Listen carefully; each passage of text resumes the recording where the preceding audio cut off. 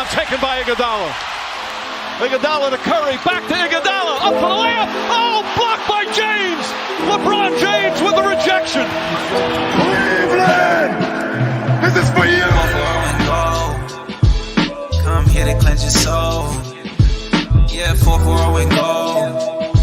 That other getting old. We got Sam Ryan time. This is a sports octagon.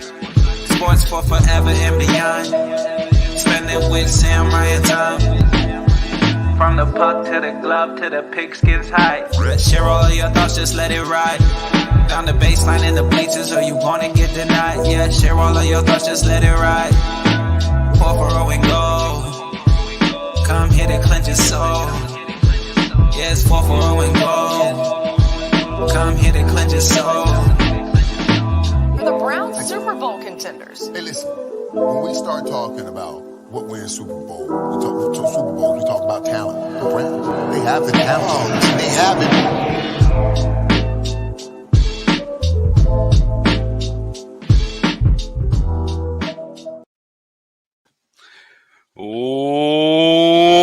Welcome, ladies and gentlemen, boys and girls, children of all ages. 4-4 Goal brings to you, it's official, 26th. Way too many episodes, but we're here doing it because we love everyone in the audience. Thank you so much. No, I'm kidding. It's been a blast, but 26th episode. This is Ryan. Down below, we got Big Time Tom. My fingers on your head, Tom. Fingers on your head. All right, and then we got this guy. No, that way. Let me go that way. Sammy over here to my left. So, glad you guys don't punch a clock. I don't know, like late as you. We start the show every night at Joe Rich at 8:30. Just sorry, Coach. Just beat that sack. Yeah, I'm sorry you don't appreciate that we started 8:30. And you'd like to see us on earlier. Yeah, I'm not doing any up-downs today, buddy. Let me tell you, I'm done. I had kids coach pitch baseball. I'm over it. But it was a lot of fun. Ooh, tonight Undertaker farewell has retired. Ooh, Undertaker. I wonder if that's official, if that's like one of those like coming out. He's going to come out of the casket in 10 years from now. So he might be in an big show tonight. 10 years from now. Like a real one. Right. Big show tonight. We are going to be pleased we got the special guest, which you guys seen. You'll see him in the second half of the show. Probably one of the funniest dudes I've ever met in my life. But Scony Don Pearson will be joining us later this evening. A lot of stuff, some COVID numbers, shutdown 2.0. Is it coming? Little punter grunt. Do some punter grunt for the first time in a couple weeks. Yeah, we haven't seen punter grunt in a while. So pretty pumped about it. But yeah, my day went great. Had coaches pitch baseball. Did you hit Owen with the baseball? Bare naked. No. Well, Owen's getting bare naked next to me awkwardly. Sorry. Oh gosh, he's getting into swimming trunks. But but no, he did not hit him with the baseball, but it was a lot of fun. Second game.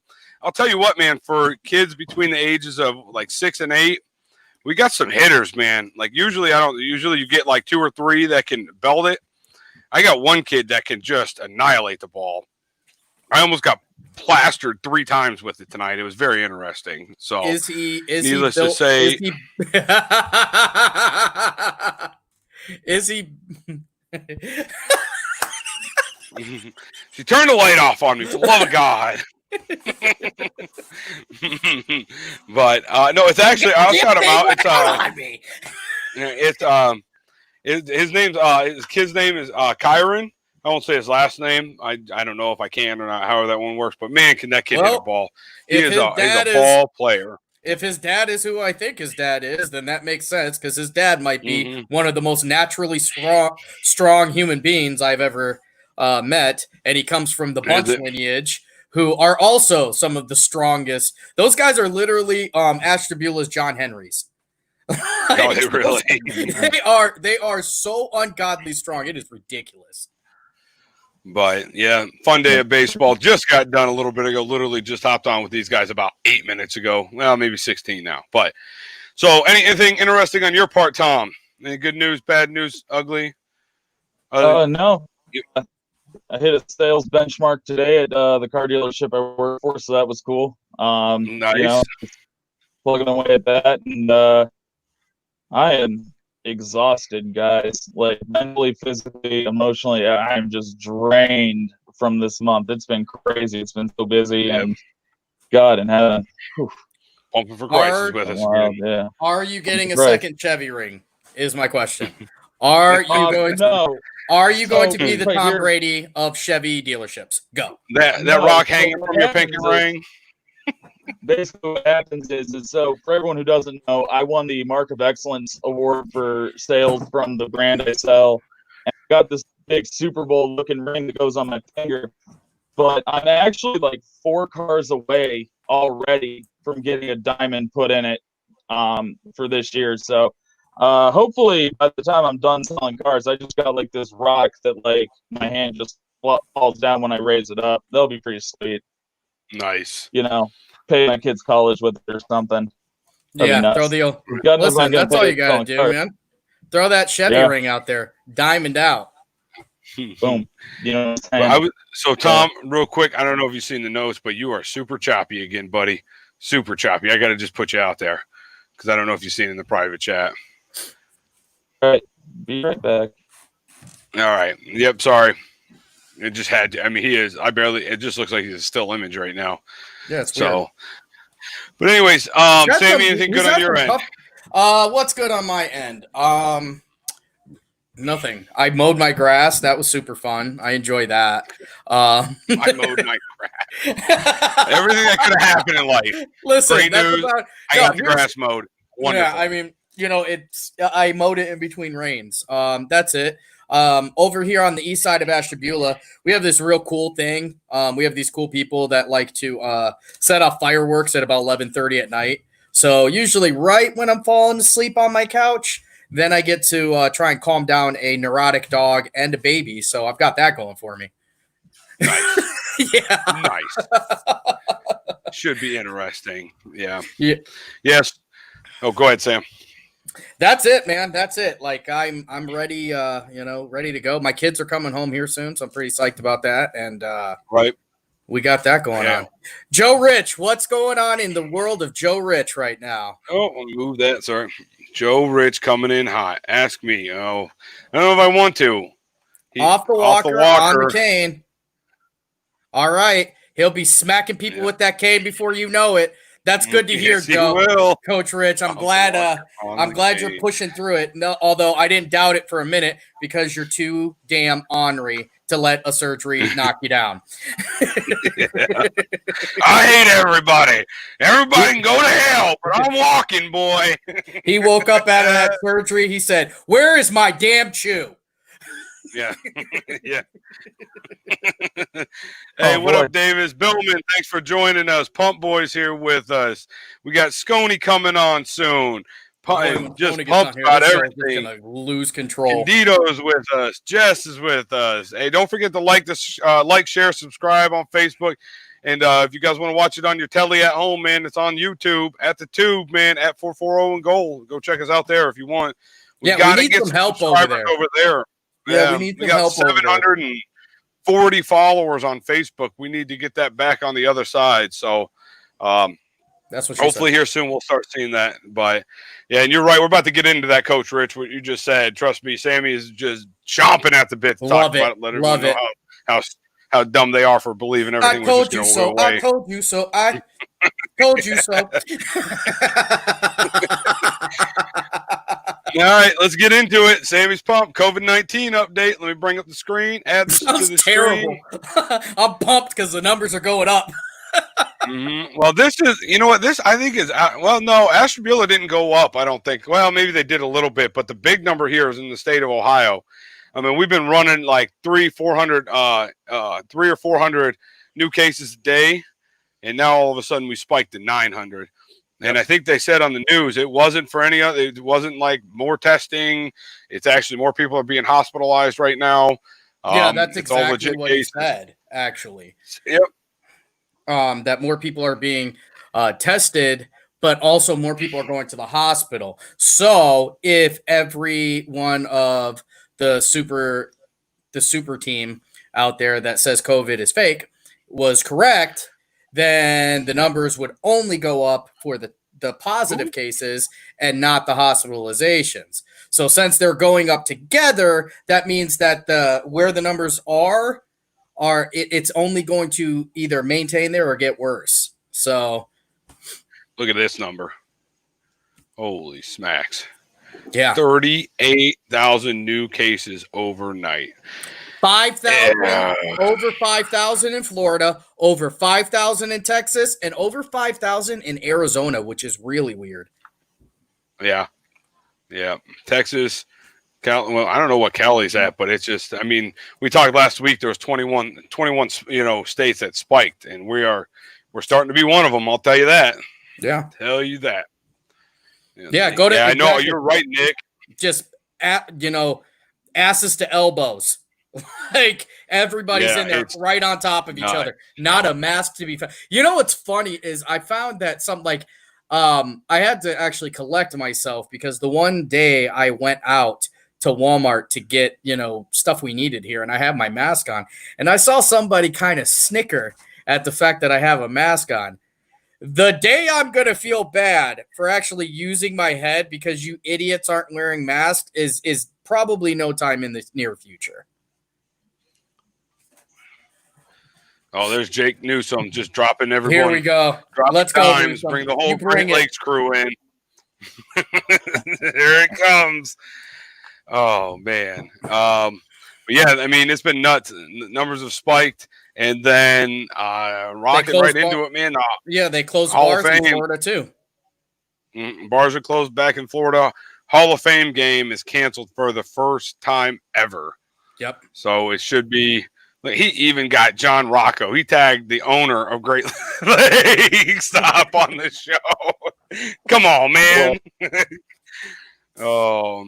Yeah, so Hall of Fame game, first time it's canceled in the history of football. If that doesn't tell you something, then I don't know what else is going to come. You know what I mean? And I've got bad news for everybody out there. If they cancel NFL football, there's zero chance that they're playing high school football. Right. I think that we really are going to have to come to grips with the fact that there could potentially not be any fall sports. I know personally myself, if they're talking about this 3-day-a-week school stuff, I don't know how that's going to work. Like I work, my wife works. How's that going to happen? Yeah. It's tough, man. It really is. I just can't believe the Hall of Fame. I love the Hall of Fame game. It was actually one of the first things first sporting events I ever went to with my father. Decades and decades ago now. So I actually got to go last year too. I got to go with you get to meet a lot of players. You get I mean, it's a lot of one-on-one, man. It's not just your regular old game. I mean, obviously they don't play worth anything, but there's a lot of stuff that happens for kids. There's a lot of events that go on that weekend, and it's sad that it won't be happening this year. So and then the NFL talked about they're thinking about shortening the preseason down to 2 weeks. It's not for sure yet as far as I know, but we are I actually got a chance to go to Hall of Fame last year with one of our watchers, one of our constant watchers, AJ Long. It is the best experience you're going to ever have at a professional football game. You're literally right there on top of the players, no matter where you are in the stadium. It's definitely great. And for families, for my money, the Hall of Fame is a great day. I don't know if you've taken Owen yet, but it is a great day. Well, this year my plan was to take Owen to the brown and white scrimmage. I think it's brown and orange, brown and white, whatever. But they always do. That's not happening. But I guess I'll just break them in the right way. Me and Nick, his wife, and my wife have made it about 3 or 4 years in a row to the not preseason, but the camp, mini camp. We go every year. Make a day of it, and this year that's not going to happen. So I'm seeing the stuff here. Yeah, no, it's going to be totally interesting what happens over time. Over the next. Going right into it. July 28th is when players are supposed to report to training camp. Let's see if that actually happens. And I've said about 500 times, what the hell happens when it's 3 days before a game and 3 players test positive? What are you gonna do? Yeah. What are you gonna do with if it's 3 days before the game and Tom Brady catches COVID? Other than put Jake Newsom on suicide watch, what else do you do? You bring in Cam Newton or Colin Kaepernick and then watch them win a bunch of games. That's what you do. Do you think they'll have like a B squad, like a just in case? Well, like from what all I these people this is what's happening in Major League Baseball in somewhere in Tennessee. They have a grouping of players that kind of stay and isolate there. They're getting paid $400 a week, and they get called up if someone gets COVID. Like they're kind of like that taxi squad type thing. They'll be called up. So I think that's hard. I think you'll see the NFL do something like that. I think it kind of behooves them too, because I mean, if you can have guys quarantining and something happens, they can come in, not exposed or anything, and they can perform, they can compete. I think it'll be interesting. Right? Yeah. Sorry, I'm reading the comments. Yeah. So from what I've gathered, though, I guess what most teams are doing is starting quarterbacks and second string quarterbacks can't be together at all. They're trying to keep them away from each other at all times for exactly that. So that, you have a situation where your second string guy can come in and at least hold down the fort. But you're talking 2 weeks. It's 14 days that you're on quarantine. Right. Yeah. I mean, all the camps. I mean, everything's digital right now. But when the season begins, I still think they're going to have just a wide receiver room, and that's it. Wide receivers only, quarterback room, quarterbacks only, running backs. Yeah, linemen, but they don't even want all the quarterbacks together, because you could potentially have COVID wipe out your entire quarterback crew. So they're going to have Baker here, Case here, and then, whoever else, away from them.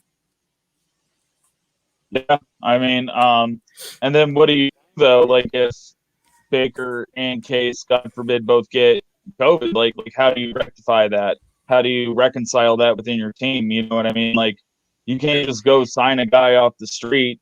Without knowing the offense or anything like that. Who the hell are you going to get John David Booty to come in there and game manage for a week? You know what I mean? Like it just doesn't make sense. So keeping everyone apart is super smart. But like I said a show or two ago, the Tampa Bay Buccaneers came out and said that they have plans, contingency in place to have their third quarterback completely quarantined at all times. And then if something were to happen, they can bring him in.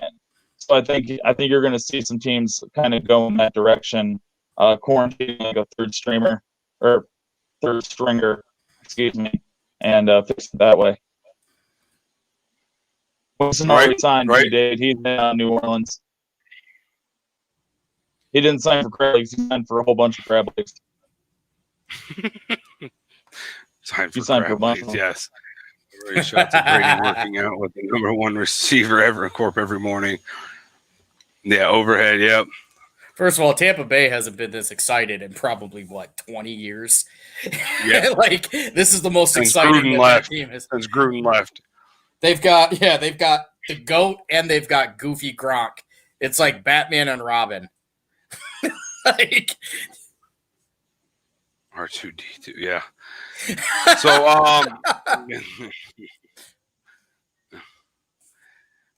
yeah, okay, Tampa. I love how Jake just swaps right over to Tampa Bay. Like he's probably gotten rid of anything in regards to New England. No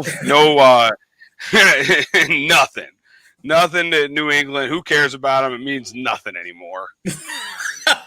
Yeah, that's Jake. But you know what? Yeah. At least he does it. At least I don't have to hear him like, oh, yeah, I love Tampa Bay. Nope. He's like flat out, yeah, wherever Tom goes, I go. Hey, I can respect that. You know what I mean? Dean Callender was that way with Shaquille O'Neal. Wherever Shaq went, Dean went. So Dean has an entire closet full of jerseys because toward the end of his career, he played for, I'm pretty sure, all 30 teams. Or all 30 teams. Right. Yeah, he did. He sure did. All right, let's hop into a little bit of punter grunt. What do you guys think? Let's rock it. All right, we haven't seen this in a while. Here we go. And we have got to make that longer. That's what she said. Yeah. Yeah. Oh, All right, gosh. Ryan, run it. Sorry. Yeah, sorry. I'm working on it. Give me a second. I know All right, reading so the is first- hard. I'm trying to multitask. That's the hard part. I suck at it. So, all right. The first one to grunt is, there will be an NFL season. Question mark. Will there be one? What do you guys think? Well, I guess, what do you think, Sammy? Since Tom's gone. He's out. All right. On this one, I am actually going to grunt, and here's why. I think there will be an NFL season, but I do not think there is going to be a full NFL season. Marcus Pearson is punting on that, which is very interesting because he has. David. Well, David Rivas has kind of been on the COVID team, but Marcus Pearson has been on the COVID is horse shit team. So, but I think the NFL will have a season. I do think they are going to have to augment it. Boy, how pissed off would people be if you're only playing division games? No non-division, and the only playoffs are relegated to just division winners, and that's it. It sounds crazy right now, but it's not. It's really not far-fetched. And not to mention the NFL Players Union is not to be pissed with, man. They do not mess around. Your wife is opposite of you. Yeah, imagine that. I love you, baby. Imagine that. Yeah, see, I believe COVID. So Pearson says, I just feel we have a good idea who is at most risk. So, man, as much as I want, it's tough for me. It really is. I think we're still early into it. And I kind of like what Nick says, it's all about the money, and that's the biggest thing. I mean, what are you going to do? The same thing baseball did, and do the prorated contracts for these guys? And I don't know. Like next year, the season's even longer. I'm gonna have to. I don't think baseball's going to happen. Right. I don't think it's going to happen. I think it's a pipe dream. I think what's going to happen is they're going to have this huge influx of COVID, and they're going to be like, "Yeah, we can't do this." Right. I mean, I'm gonna grunt it, and the reason why I'm gonna grunt it is because I think they're gonna do something. If they have to, they're gonna do something similar to what the NBA's done. They're gonna be able to watch the NBA for about 2 to 3 weeks before with them playing down in Orlando, because the first game is in 8 days, I think someone said, or whatever it is. Yeah. It's coming out. It's knocking on the door. So the NBA being in Orlando is going to be the kind of the trial and error period. I think the NFL is going to watch real hard and kind of determine whether or not it's going to be a good idea. The NBA might even be worse than the NFL when it comes to spreading this thing, because now you're talking about on-ball defense. You're right. You're face-to-face. You're right in people's in that spray zone, posting up, jumping for rebounds, stuff like that. At least in football, really the linemen are going to be most at risk because they're on top of each other, the entire game. But wide receivers are spread out. Tight ends, you're not right on top of each other other than when you're getting tackled and stuff. So yeah, June 30th, Nick Billman with the statistics. He said July 30th. Oh, I July thought it was 30th. June. Oh, July 30th. So there's a little bit of time. I thought it was earlier than that too. I'll have to look that up and fact check it. I could have swore it was at the beginning of July, but maybe, I don't know. We've reported on it 3 times. You think we would know. Here's the other thing too. Like I'm telling you, and this is one of the things I think is going to happen, is that you're incentivizing people to lie about infection. Right. You're right. So, why would you? In the NBA, all right, say right. you are the Lakers, all right, and it's right before your playoff games start, and LeBron James gets COVID-19. Now, say he's an asymptomatic carrier, but he tests positive. They will have incentive to lie about that because they know in 2 weeks they could be out of the playoffs. Right. Because the NBA has already said, like, if somebody's out, they're out. Like, you play your games with whoever is healthy. Yeah. So, It's really, 2020 honestly, it's going to be the could be the government year. that really determines it. 2020 could be the year without sports. Could It definitely be the year genuinely without could be. sports. Yeah, it's almost in some ways, instead of forcing it, why don't you just shut it down and just be done with it, so everyone can be and get it right next figure it year. out. That's right. Right. I mean, right. as much as so I want them to play just like Anthony says. Piggy, thanks for joining the show. I want them to play, but I just, it's why play and then have to shut it down? Then what? You know what I mean? You're 3 weeks into the season and 25% of the NFL has COVID, and you're right, Marcus, it could take years. It genuinely, it could take years, but one thing that's going to help curb the years is going to be when they come out with a vaccine. That's genuinely right. If they come out with a vaccine, that's going to curb it. It really will. But it could, obviously viruses mutate. I'm not a microbiologist and all that crap, but I know, they do change over time. So, but as much, I think it's still going to happen this year for football, even though I don't believe it should. I believe they should just kind of let it run and just go from there. And we got Tom again. Look at him. He's crystal clear in all of his beauty. He is crystal clear with no microphone, though. Can't hear him. We can't win. Nothing. Now there it is. you. There Boy, it is. You're so crystal clear. I could kiss you in the mouth right now. Oh, well, thank you. Yeah. So we'll throw you in there real quick, Tom. Punter grunt. There will be an NFL season. I know you just missed everything, but I just got done talking about mine. Sammy punted. I grunted. The tiebreaker goes to Tom. Opposite of what he said. I'm going to grunt, but I'm going to grunt because I think that it all comes down to greed. Ryan, you are so I don't dumb. think that you punted, idiot. I grunted. No, I didn't. I grunted. You punted. I grunted and said there will be an NFL season. You said you punted and said there wouldn't. I said there will be. It will be augmented. Oh, yeah. I mean, I think that what's going to happen is that the NFL owners are going to kind of try to force the season on everyone. I mean, it all comes down to greed, man. It all comes down to making that dollar. And I honestly just don't think that owners have the best interest of players in mind. So I think that they're definitely going to try to get the season going. And I think you're going to see a lot of bad shit happen, man. I think there's going to be a lot of unrest with the players towards ownership during the season, and you're going to see a revolt through the NFLPA. I can't wait till the Super Bowl winner this year has 6 wins total. It's going to be awesome. Yeah. You know what I can't take is I'm told wrong by not one but 2 Torreses. So both of you guys shove that up your pie hole. Punter grunt of Ryan being blasted. No, not at all. I wish I was, Jake. I really do. But I just got done with Coach Pitch Baseball, and I literally 10 minutes before the show came on, I was right here. So not even a chance. Listen, I got a bottle of Jack Fire that says that you could have got blasted in that much time. I've seen it. Yeah, just put the IV. Just do the IV. In the words of Ryan, there's a chance. It ain't no good. It ain't no good. I'll drink it though, boys. Oh, yeah. Let's go next punter grunt. Shutdown 2.0. Is it coming? So meaning, are we going to go through another government shutdown where a month and a half goes, 2 months, where you go to Walmart once a week, or how you're supposed to go to Walmart once a week? So, Sammy, it's on you.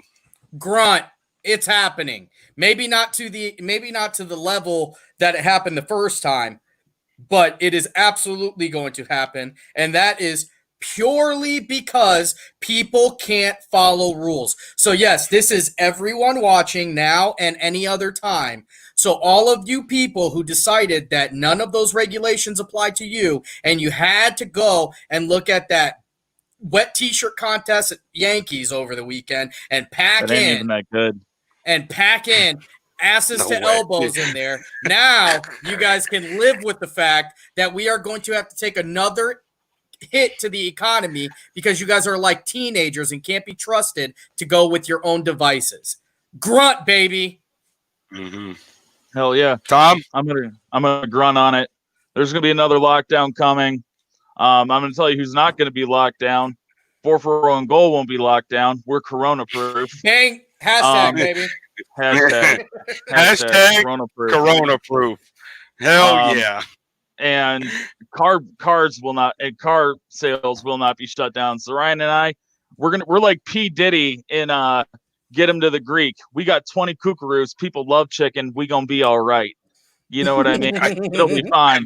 No idea what you were talking about. Anyone who knows anything knows. I do. I know what he's talking about. I think what's gonna happen. Chickpeas. What? No, kookaroos. It's like a chicken breeding thing, and people love chicken. So P. Diddy was saying, "Hey, I breed chickens.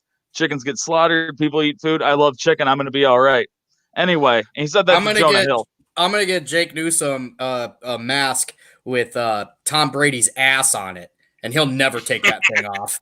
I actually have a K95 mask with Yves Saint Laurent embroidered on it. It's awesome. Anyway, Saint Laurent? It's a designer. It's a designer. It's it amazing. sounds like Anyway, a Caribbean island. I think that what you're gonna see though, we don't even have businesses aren't going to survive. Rails already. Businesses aren't going to survive a second shutdown. So I think it behooves the government and everyone in power to take that small business loan or the stimulus checks, whatever, and make it so businesses stay viable. Give them the ability, create an online presence, marketing, and sales if they don't have that already, or if they don't have the wherewithal to do it. So I really think that you'll see. I really think you'll see that happen. Really happen.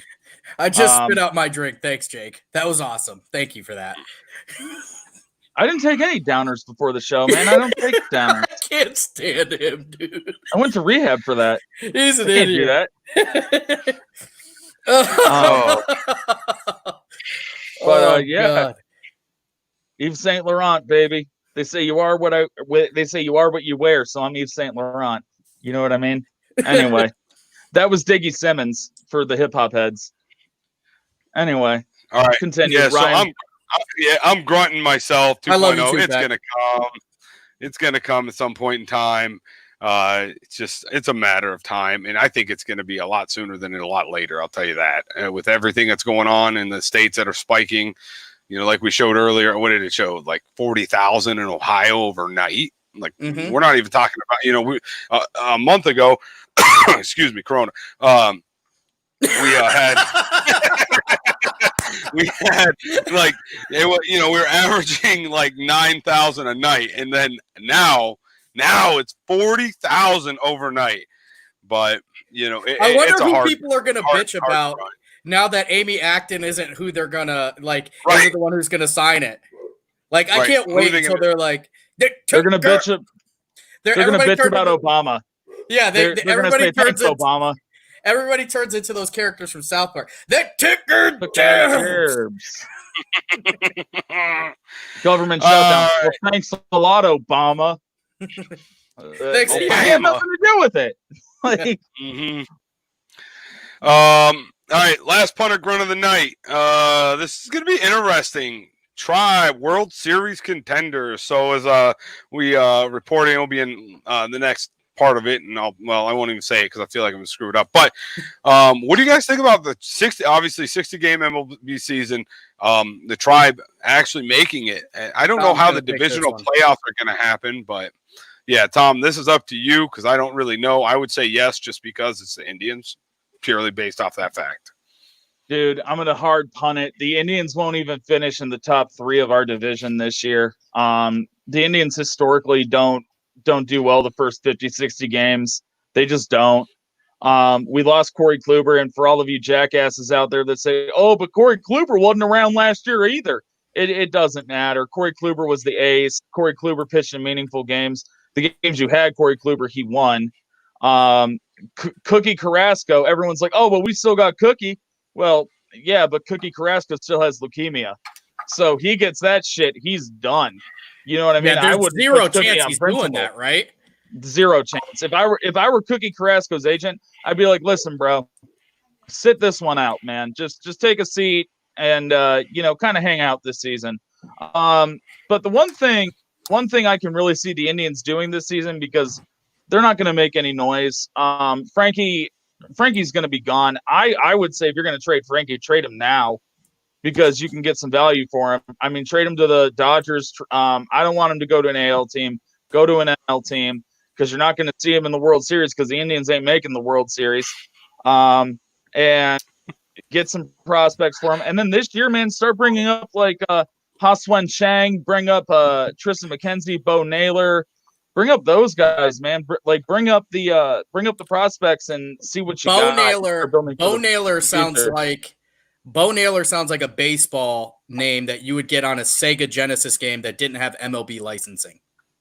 Yeah, it does. Sure does. Sure does. Like Tap Sports or whatever it is. And they just go Cleveland, Chicago. Listen, the actual name is not there. They do have a good rotation still, though. I'm going to give mine. And mine, everybody knows when it comes to the Indians, this is pretty much my attitude all the time. I'm this guy. This is my life. That's who I am. So, I'm Randy Quaid, Major League. It is an absolute Scottish hammer. Punt it, baby! Because there's no way that they're a top 10. That team sucks. The uppers suck. Frankie Lindor's getting the hell out of Dodge, and I'm sick of it. So you know what?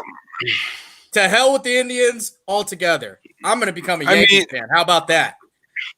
I don't know if I could punt it based off the rankings. I don't know how the playoff system is going to work, but I would say they have to be contenders. Baseball teams get hot, some of the crappiest teams can get hot and go on a 30 game, go 20-10 over 30. Can I put it? I'm going to put an actual educated, framework around why I'm punting. All jokes aside, in all seriousness, the Indians always start off incredibly shitty. Every year. It takes them like 30 games to even look like a professional baseball team. And then they hit their stride, and then they look good. Guess what, buddy? You don't have that choice with 60 games. And people have talked about, the cold being a problem, but it's not freezing cold. This is Ohio. It hasn't been freezing cold about 2 years, and they still sucked all the way through June last year. So they finally start to hit their stride. Like usually, 3 weeks before All-Star break is typically when they turn it on. Yeah, about 2 weeks before All-Star break, generally beginning of June. But the other thing too, though, Sammy, and to go to your point, they don't usually start off hot. But like last year, Frankie, he was hurt at the beginning of the year, but you had an insurance policy. You had Jason Kipnis. You had Yonder Alonso. You had some of these guys that were brought in to kind of be like these backup like utility players, and they didn't go out and get any. They didn't spend any money this offseason. No, so but you really have it depleted. Yeah, they're gonna sell. They're gonna sell like hell. I heard Clevenger's on the market. Obvious. Oh yeah. This is from 92.3 The Fan today, talking about Clevenger being on the market. Carlos Santana's on the market. Lindor obviously on the market. So get ready for shitty Indians baseball. I can't wait. Talking tribe. The simple fact is, it's what the season is. What, it's not even half a season. And if they limit it to just certain teams that you play, there's only 10 teams in a division. You don't play outside of that division. That's really what's going to matter. More than anything, this is not going to. There's no interleague play this year, as far as I know. I don't know if Billman can chime in and correct me. I didn't do any in-depth reading on it, but the Central's always been notorious for not being the greatest. They've had good teams, but nothing that's stout. That's not true. The Twins are good. The Twins are good. Not good. The White Sox are up and coming. Historically, the Tigers, Indians, and White Sox were always good at the same time. Don't forget the White Sox won the World Series. The White Sox won the World Series within the past 10 years. So, it's not like they're a dog shit team.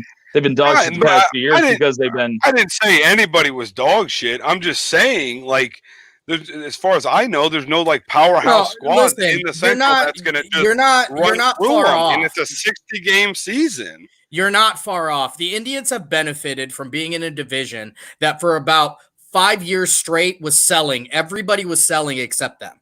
Everybody was rebuilding except them. Their window was wide open.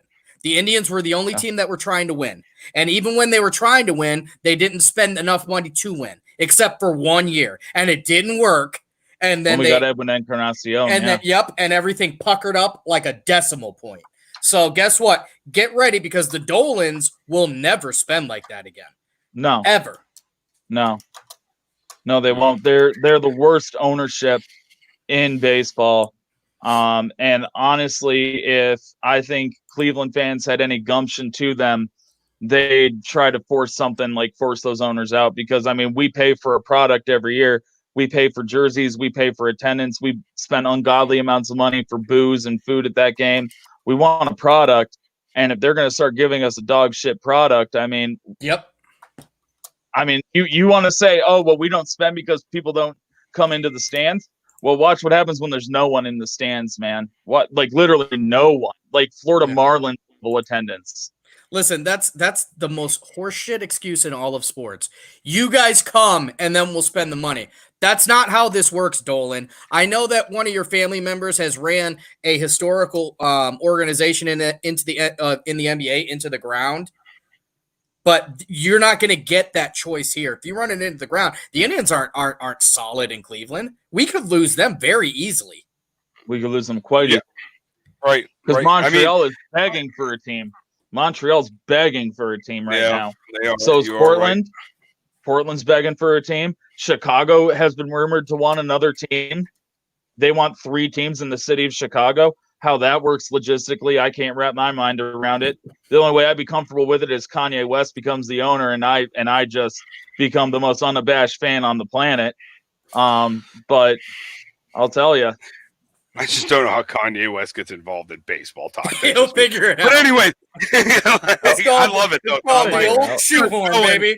Right, just total screwballs out of nowhere. I mean, just coming in hot. But I'm still gonna grunt on it. I think there's a chance. I think there's contenders. Those are those are Yeezys or whatever they're called. Those are $400 shoes, Ryan. Biggest waste of money I've ever seen. I'll get those Air Force Ones before you can finish the sentence. Yeah, boy. Steel toes and all. All right. So that's punt or grunt. We're gonna take a quick or a short break. We got Sconey coming on, and we know it's gonna be we're gonna be talking with him for a hot minute. We're gonna do business of the day, but honestly, Sammy, I don't have Chenault's image up here anymore. I got rid of it. So why don't we just shout ourselves out for the first time ever? I know we see our stuff there, but just real quick, I'm gonna put our image up. Big shout out to Elvis Torres. He's the one that created this image. I think it's awesome. I think it worked out really well. Man bun Tom's man bun came out, I think, right on point. My hair with the little wave.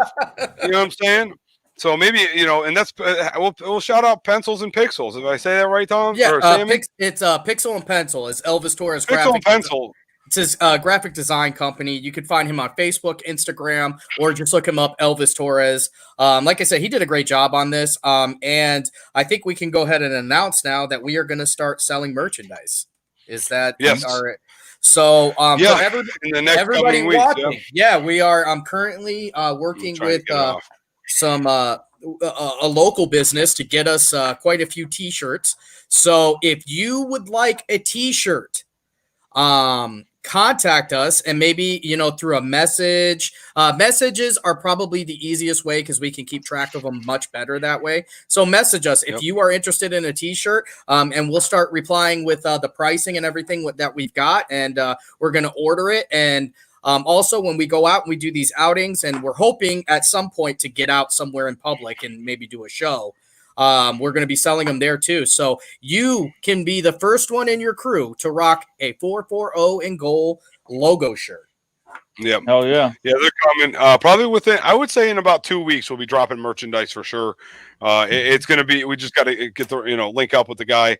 But I'm pretty pumped about it. Like I said, this show, like we've talked about before, don't forget to subscribe and share. The audience is what keeps us going, keeps us going. just what it is. And don't forget to go over to YouTube, share our stream over there, watch it, subscribe, hit that notification bell. That would be great. We are live there at 440 and Goal. But yeah, we'll have merchandise for sale. Drop us a link if you want, or drop us a message if you want something, and then eventually it will be on our website, which is, we do have a website, 440andgold.com. Big thanks to Tom for that, because he's the one that put that all together. Yeah, And Tom's then, got some blogs on there. Nick Millman put out this ridiculously in-depth blog for all you wrestling fans. It's super good. Right. I'm still working on my blog because, you know, just like everything else in my life, it takes forever. But it's good stuff on there. And obviously when we get the merchandise, it's going to be there too. So, and we're all, you know, we're auctioning off nude photos of Tom that he doesn't know about yet. So it's gonna be epic. No, did you guys remember the what was that? The Corona watch? What did you call it, Tom? No, Corona Queen. Corn Queen. That image, yeah, boy, one of the funniest pictures I've ever seen in my life. But all right, we're gonna go to just a quick minute and a half break, however long the song takes, and then we'll be right back on. So we'll see you guys here. We'll be bringing in Sconey Pearson. Yeah, he's going to be joining us, and I'm sure it is about to erupt in here because that cat is crazy. So we'll see you guys here about a minute and a half, somewhere right in there. Rebound taken by Iguodala. Iguodala to Curry, back to Iguodala, up for the layup. Oh, blocked by James. LeBron James with the rejection. Cleveland, this is for you. Come here to cleanse your soul. Yeah, 4-4 and goal. That other getting old. We got Sam Ryan time. This is a sports octagon. Sports for forever and beyond. Spending with Sam Ryan time. From the puck to the glove to the pigskins high. Share all of your thoughts, just let it ride. Down the baseline in the bleachers, or you wanna get denied. Yeah, share all of your thoughts, just let it ride. 4-4 and goal. Come here to cleanse your soul. Yeah, it's 4-4 and goal. Come here to cleanse your soul. The Browns Super Bowl contenders. Hey, listen, when we start talking about what wins Super Bowl, we talk about talent. The Browns, they have the talent. They have it.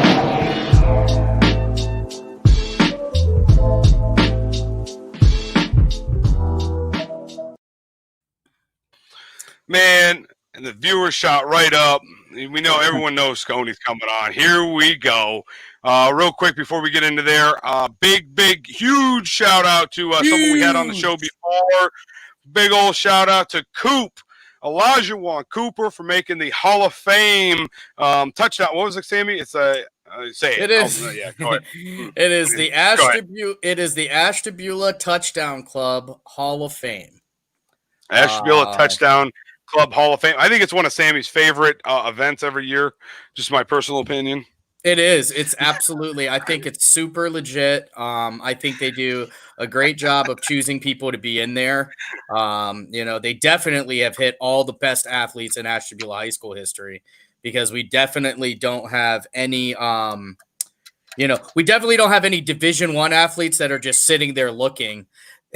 Waiting to get in, right? But that's neither here nor there. We're still trying to find some criteria on what puts them in. But I digress.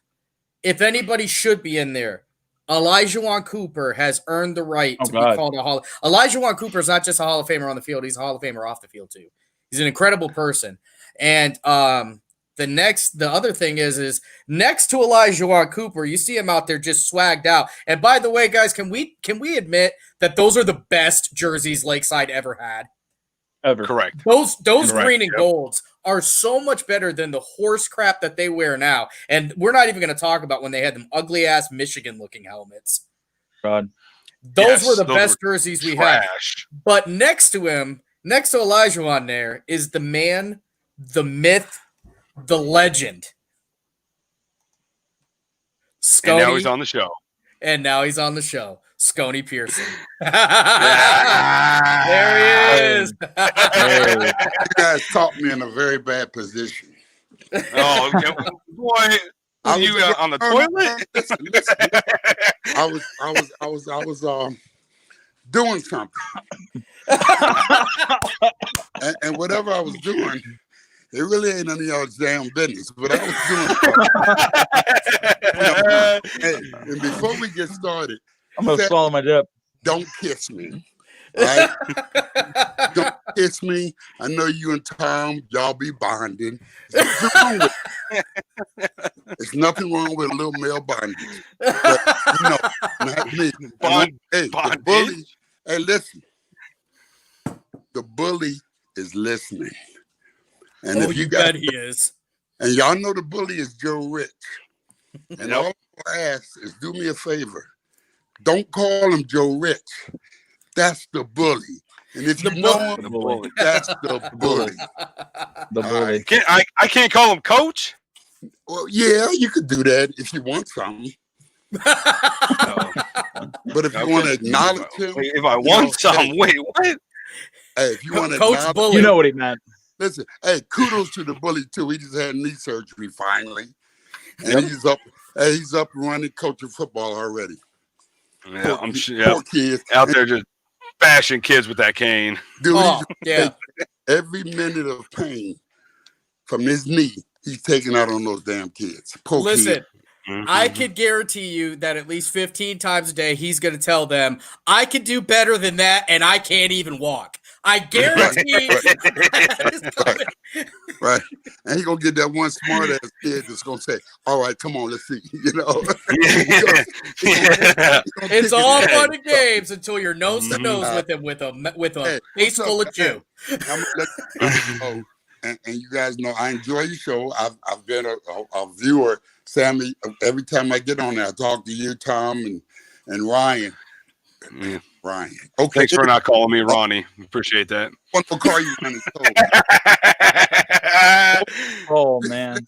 You and Ronnie Cole think y'all con men. But y'all don't know the game about conning. Y'all both con. Hey, even Tom, you know what? Tom has mastered the con game. Congratulations, Tom. Thank you, Tony. Thank you, brother. Con men. Don't sit here and tell me, oh, I'm your friend, and you spending $30,000. I'm your friend. No, dog, you trying to get commission. Hey, they're my friend because they're spending $30,000. Listen, You know what I mean? Hey, I respect the game. I'm not no hater, but you are con man. Hey, That's why we got Tony on here. That dude, listen, just darts. Throwing darts. They're not darts. Shut to the heart. Hey, the truth is the light. I went to this car lot, Great Lakes. I'm going to say a certain individual was working there, right? He was trying to sell me the littlest damn car on the lot. Now, I'm a big dude, you know, and I got a family. I got dogs. And he want me telling me how this, hey, this is the best car for you. You can't go wrong with this. I'll get you finance. Yeah. I ain't gonna give no name, Ryan, but anyway. Like I said, hey, I enjoy what you guys are doing. I think it's cool, man. Especially during this time when we can't go outside, we can't do nothing. My life is spent in my garage. This is cool, man. I look forward to listening to you guys. I don't agree with all y'all talk about. I think some of that shit is ridiculous. I don't know where y'all come up with some of the answers y'all got, especially to be three young guys. You know, I mean, but I respect the game, dude. Hey, I'm happy for you guys. I really am happy for y'all because if you'd have told me you three would have did something like this, I'd have bet it. Hey, this is more than an odd couple. This is this is all damn near like Three's Company. The odd couple was me and Money down at Westminster College, man. That was the odd couple in the dorm room. That was the odd couple. Marky and Tom were roommates. Marcus being my son, and I know he's watching because he ain't got nothing else to do. And they were roommates at Westminster College in Pennsylvania. Never heard of it. Never. Did you graduate? Never. You graduated? Hell yeah, baby. I graduated with honors, man. I graduated number 2 in my class. And now Tom graduated from a college that is Damn, non-existent. He just came home one day with a Wait a piece of paper that said master's degree on it and said he graduated. What up? now you selling cars. Where'd you go to school to be a car salesman? No, I went to school to be a teacher, man, and I was a teacher for a few years, but then the school shut down, and it got absorbed actually by St. John. And then they wanted me. I was at Assumption, and they wanted me to come be an English teacher. Man, I wasn't about to teach 14, 15 kids. It just wasn't going to happen. Hey, Because I remember what I was like at 14, 15. Nope. Tom, you just threw another pun on there. You said they wanted me to be an English teacher. Tom, they might have wanted you to be a damn gym teacher. Now you saying English, it seems studious, and it's okay. I respect the game.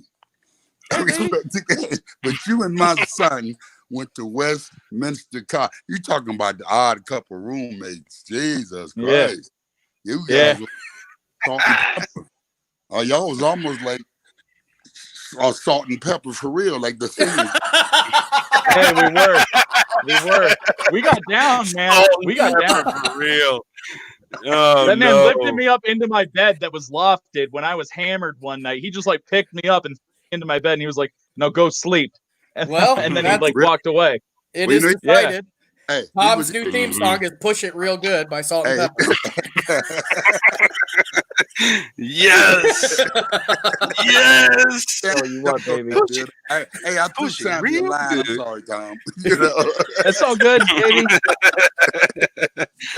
Hey, Scone, I want to, you got your own podcast with the old Mr. Roger McCoy. I know you guys go back quite a while from you guys, but I'd love for you to shout your show out on there and, your credentials, whatever you want to talk about, man. Go down. Listen, I'm going to do it twice, right now and then the end. Okay.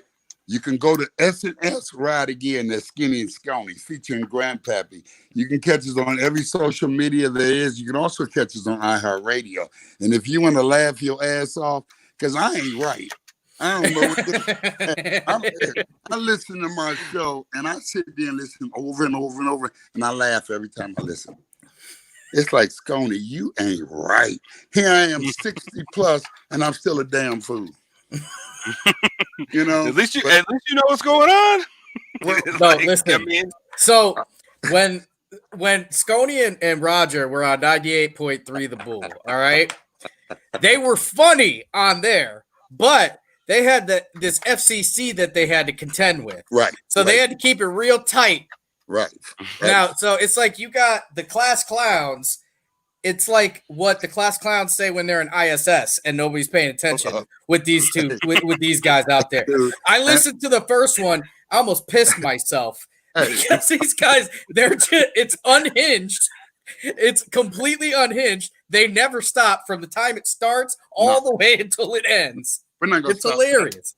And being on podcasts and pretty much free social media, we can use words that we couldn't use on the radio because of an FCC violation. Words like, hold on, I think a bird passed gas outside. Stops everything. My dog, hey, dude, if a bird fly by I'm actually setting both of my bedroom doors. Yeah, I do have two doors in my bedroom. I'm not bragging, but I'm just, hey, God's good, dude. I've been blessed. But yeah, our podcast is completely. I tell you what, it's a godsend to me because I'm sitting around here getting old and getting sickly and physically miserable, and I tell you what, laughter is the key, man. Laughter is the key to everything I've ever been through. If I can laugh once, I'm cool. And if I can make one person laugh a day, I've done my job. And trust me, I try my damnedest to make about 1,000 people laugh a day. And I get up there pretty good. Oh, you do. You do. Yeah. I mean, I just keep it, Tom, I keep it real. See, I say what you think. But you do. Listen, Ryan, I know we axed it on the pre-meeting. We might have to listen. You might have to talk about the on-field argument that he had. We won't name the other coach, But you got to dude. tell All me. right, I'm just going to bring it up. I'm going to bring it up. I'll never forget. Don't name the other coach, I won't but name- you got to tell me. You I got to bet- tell him what you remember. I do. I'm gonna name his ass. Come on. Yeah, here we It go. was Larry That's on Bird. you. Yeah, Larry Bird. It kind of was. Yeah, Sconey knows exactly what the hell we're about to get into. I'll never forget. Sconey is on. I don't know. You guys were like on a 40-yard line, and I'm running offensive line drills or something, and I don't know what happened with this other coach. And all I remember was Sconey. I'm going to say it as politely as without saying all the derogatory terms that just flushed out of that mouth. But he basically said, "You ain't never tasted hair," and there was other things, but that's But I'll never forget that to the day I die. Just thinking, because Sconey's usually cool, calm, just about about being there with the especially when we were young, being there with the kids, teaching them, educating them the best way he could, and it was the only time I ever seen Sconey flip. Absolutely flip. So does that ring a bell, Scone? You know what? Well, I've flipped my life. It's like this, dude. That certain individual pushed the button, and you got what? It takes a lot to push my buttons because nothing bothers me. I laugh at everything, but when you get on my ass, you push my button, I'm coming out, and I'm gonna tell you how. I tell you what, you guys as football players. As a matter of fact, I used to help with the running backs, and Sammy was a running back. You talking about a lazy ass man? Let me tell you, he would do drills. The look on Sammy's face was almost like, "Can we stop? Can we stop?" And he was slow as hell. He was only as big as my son Marky, so they were about 3'9", 3'10". But you know what? I will say this about both of them. Even Deontay knew. Them little suckers would hit you, dude. Them little suckers would hit you. Now Ryan Cole. Hey, Bully, I don't know if this is good or bad. Bully, you need to chime in on this.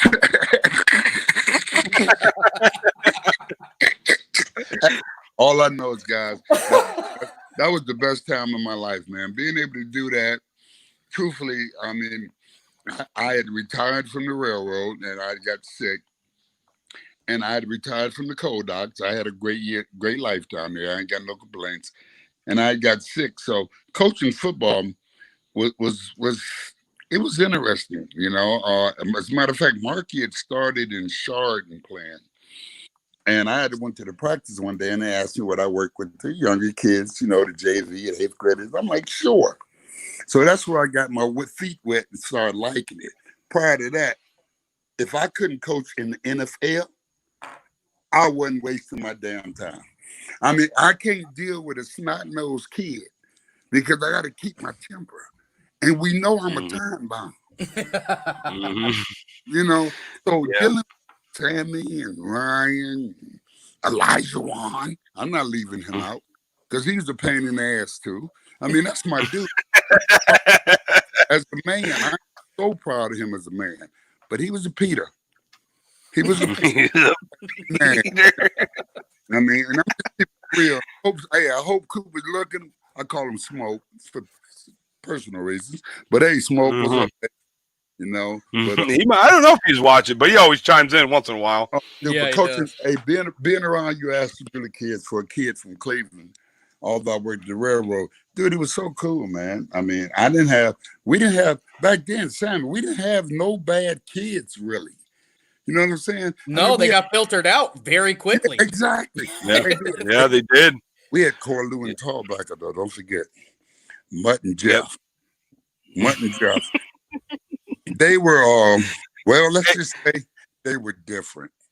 If you don't like it, go play soccer. Scotty, I don't know what the hell the running backs are doing. Hey, get your guys together. Exactly. You sound just like that. Hey, but look at he does too. Yeah, he do. One of the best times I had with Jake Corlew. We were playing in Ashtabula. We were playing on West Avenue. And Jake says, Coney, come here. Because, I was that guy that kept the key to the locker room and all that good stuff, you know. He said, Sconey, we got to go to the locker room. I go, dude, what's wrong? And him and Jay he gave Joe Kearney the headset. He put it on backwards, right? He trying to, him and Hassett calling plays. He got the headset on backwards, and me and Jay sprinting across the field. I'm getting tired, right? I'm getting tired. And we get to the door. This the God's truth. And I'm like, Cashew, what's up? Thinking the family or something. He say, I gotta use the bathroom. Dude, let me tell you. I ran across West Avenue in the middle of a damn game for him to use the bathroom. That was the highlight of ever coaching football. That's something I'll never forget. You know, I know he probably listening too, but I don't give a damn, man. I just keep it real, man. I just keep it real. Hey, I gotta ask. Do you know where Ronnie Cole came from, Scone? I ain't the daddy. No, I know. No, you can't blame that on me, buddy. Legitimately, yeah, golly.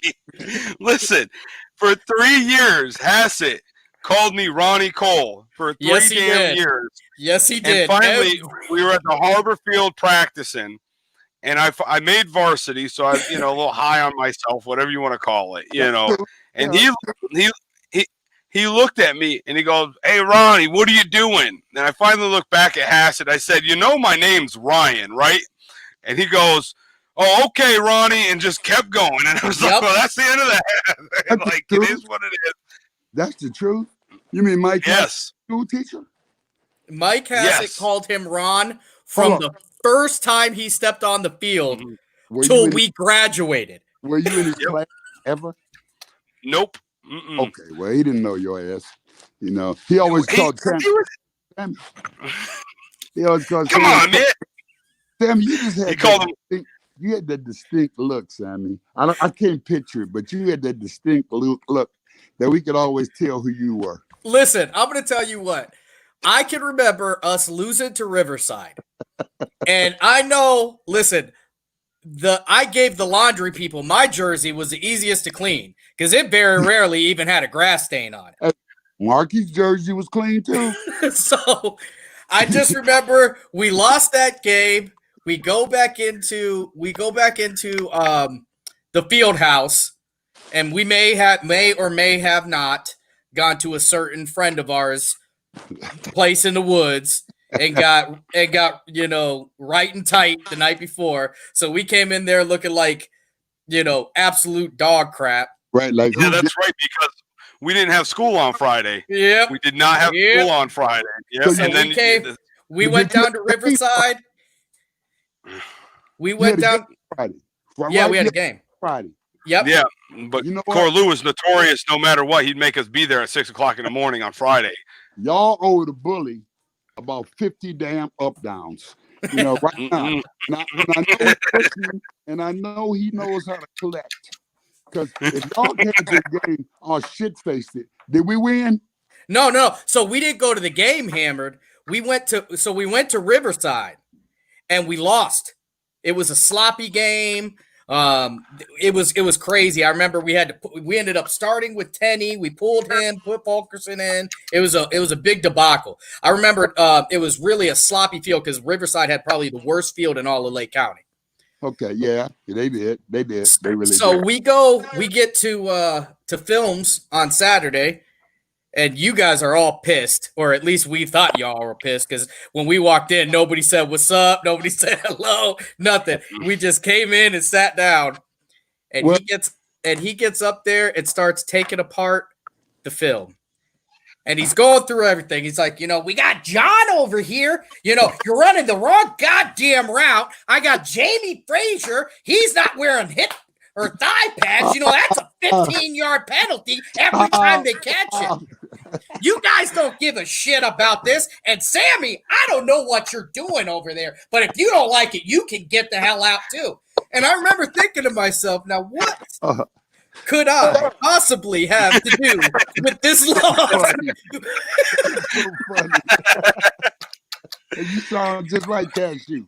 And he looked over And he looked over and he said, "You know what, Sean, Sconey, you guys can have them. I'm done. I'm done. You guys don't want to win? I don't give a shit. You know why? Because guess what? I'm coming back next year, not you guys." You know what? That is the shit he said, though. Listen, if there's anyone that can go verbatim from 15 years ago, it's Sammy. It is Sammy all day long. I don't know how he does it, but he does it. I'm gonna need you to make me a recording of that, man. I'm gonna have to use that somewhere in my repertoire because I like you, Scone. I like that. Man. Slick, man. That's real respect. Hey, Tom won the room when we was doing our thing. Did you play football, Tom? Hell no, I didn't play football. You kidding me? What was you? Nah. Were you a lover? I was a lover, baby, and I was a wrestler. I wrestled. I liked rolling around with dudes, getting real sweaty, getting real weird. That's what I liked. You was a grabbler? Oh, you know it, man. I was a grabbler. You know, just grabbing Pat Buddy, Kenny Wilkerson. I'm gonna leave that alone, dude, because that's one sport I couldn't get into. I can't tell you why. To me, it was just too much bondage. Too much male bondage. Oh, it was a lot. That's the only thing that got me. That's the only thing that got me through the day was knowing I was going to be in some male bondage after school the next day. That's the only thing that got me through, man. Hey, since you felt that way, Tom, was you on the top of the bottom? Usually the bottom. Usually. Hey, but sometimes I was pushing up and go top. You know what I mean? Especially if Andy was on the bottom or Tyler King. You know what I mean? They always said fair exchange is no robbery, right? Exactly. There was never a robbery, man. Never. Scotty, I got to ask you this because I've honestly always wondered this. So you kind of talked about one of your favorite memories coaching. Who is the best player you can remember? Because you actually coached at Ashtabula. So you were already established. Well, you got to understand. I'm always saying it's a back, point blank. I mean, we went from Stevie Glenn and Kiev Knight the backfield to Josh Cooper, Kiev Knight, Seiler, Jamerl Spikes. So we've always had backs, and you got to understand, Coach Corlew favorite plays were 28 and 29. So we always had backs that were fast as hell. I mean, Josh Cooper, dude, as far as the best moves for a back, Josh Cooper, hands down. Hands down. No one had the move that Josh Cooper had. Josh Cooper could actually stop on a dime. I mean, he really could. I don't think no one had the straight breakaway speed as Jamerl Spikes. I don't think no one had the real power of a Stevie Glenn. Or even the speed and power combined of a Kiev Knight. We always had some great backs. Now, don't get me wrong. Elijah Wan was a great quarterback. Elijah Wan was a quarterback, and I took that grade out. But we never had good quarterbacks because our coach would not allow them to throw the ball. He wanted to run. Spikes and come on, Sam. Y'all know Spikes and Cooper would have the ball 22, 23 times a game. You're not kidding there. You're not kidding there. Pass, I love blocking for Spikes. I love watching him. I played guard, and Corlew called that 63 trap. And I love popping that end and then seeing Spikes because Spikes would always meet me right at that defensive end, and that cat was gone. Spikes, nobody could touch him. Spikes and Josh Cooper were the two best backs, high school backs, that I really felt if they'd have put enough effort, even with the size being not the biggest of backs, they could have done something else with it. Even if it was a JUCO or whatever. Jamerl could catch, too. They had the talent. I took Jamerl to Michigan for a visit, and we walked through the tunnel, dude, and Jamerl's face was like a Christmas tree. Oh, Stoney, I'm going to Michigan. I didn't happen. Yeah, I'm just saying. Our coaches wasn't. I mean, and maybe that include me too, because I had a connect. I'm a Glenville grad, and Ted Ginn Sr. and I graduated together, and we've been best friends forever. And if you guys notice, Ted Ginn usually put 13 D1 players in there college ranks every year. Oh, yeah. Right. Minimum. A lot of them from Glenville. And Cameron Bob and Elijah Ron, who went to Kent State D1, don't get me wrong, they both did D1. I personally felt those guys had the talent. And a lot of people didn't like Cameron because, well, they say he dropped the ball too much. He did drop it a lot, but he didn't drop it too much. He did his thing. But those guys were D1 talent. Now, Jamel Spikes and Josh Cooper, with the better effort, they were a minimum, a good D2, and maybe a NIAA top school, because those guys were great, man. Our line, you know what? Our line, which never got credit. I hope That's the last great line. Well, right. And I hope Chris Benarski ain't. He tells me every day how great he was. Every damn day. It's like, hey, Chris, how you doing? I was the best in the NEC. I go, okay, good. How you doing? And he was a beast. He was a freaking nature. But we never really had we had good lines, but nothing stand up because our backs were so damn quick.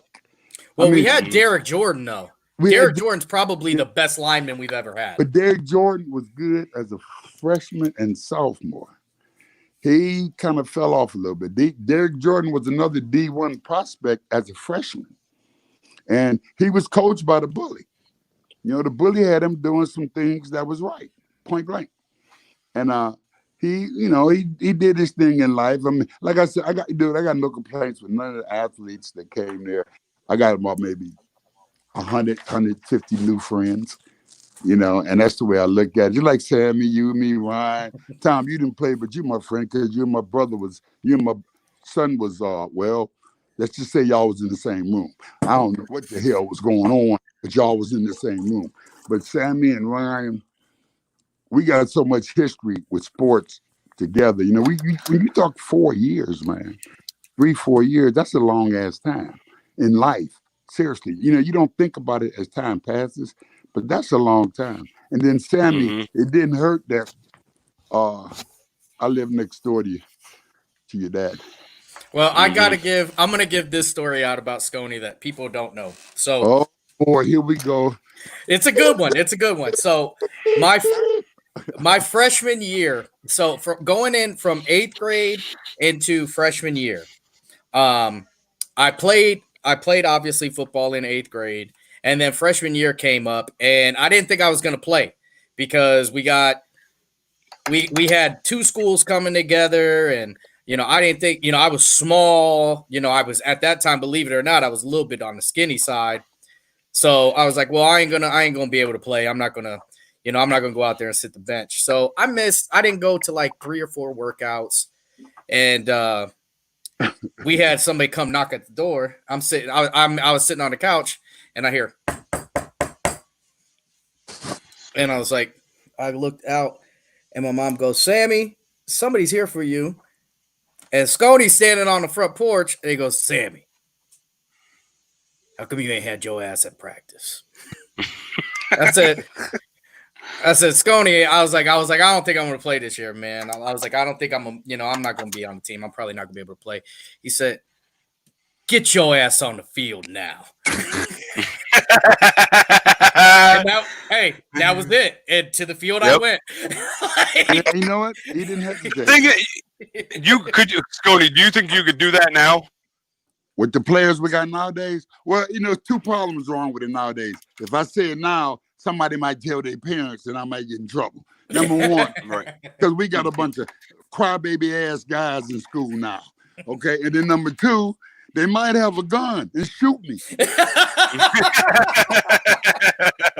I ain't messing with them, dude. Hey, if I say, give me a lap, and he flip me the bird, I'm going to go, okay. Okay. Boy, anyone that did that, I don't know, whatever, 15 years ago, it wasn't no good for you. You know who was notorious for taking the heat for everybody, and I'm sure Sconey could attest to this. Didn't matter what someone did, how they did it, why they did it. John McCoy was the first one to go. It was me. Just it was me. Just getting rocked.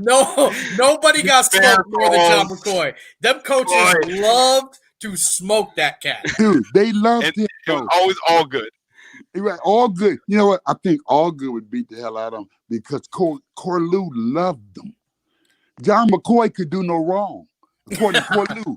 So when Sean saw him, Sean be on the side like going, "Yeah, look at his ass, man. I'm finna get him, Sconey. Watch this."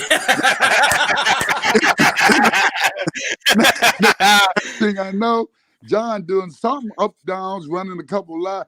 They go, "Why is he running?" Sean said, "I made him." You know, so Yeah. and you know, It didn't matter, man. He was running. He was doing log rolls or bear crawls or always something. Every practice, it didn't matter. We were week 9, and John's out there after practice doing log rolls. And that was Sean. Sean had y'all out there.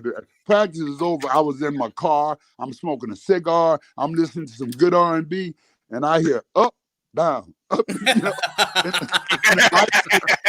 And the lights is on the field, and I'm like, I'm out of here. I actually went and got a Polar Pop and came back. Guess what? Up, down, up. Sean used to beat the hell out of y'all. Yeah, he Sean did, man. Beat He the hell did. out of but you know what? Sean He was made like you guys- coach. Sorry, go ahead, Scone. No, it's cool. Well, I was gonna say it made you guys the men you guys are today, being big family men and loving your family, loving your wife. That type of discipline, dude, just goes along with what your upbringing at home, and it helps. I mean, it literally helps. I mean, look at Sammy and his family, dude. He loved his wife. I don't know what the hell she's seeing him, but he loved it.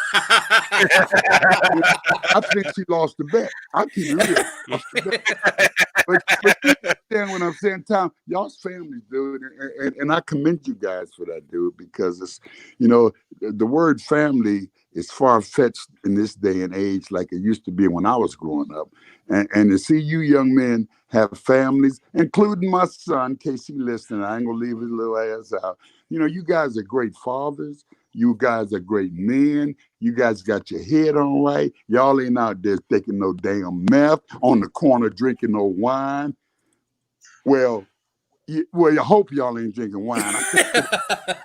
But you know what I'm saying? You understand what I'm saying? No, But guys, it was close. So the other thing we had going from that time in that era, and this is why it's really a credit to you. It's a credit to Joe Rich. It's a credit to Corlew. As much as I bust his balls, he made a real difference on my life for real. Oh yeah, exactly. Sean, hey, Brad Johnson. There was nothing we would not do for you guys. If y'all wanted us to run through a wall, we were running through a wall. Hold the hell up. Y'all wasn't running through no damn wall.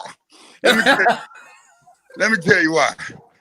It was hard enough to get you guys to stay completely disciplined.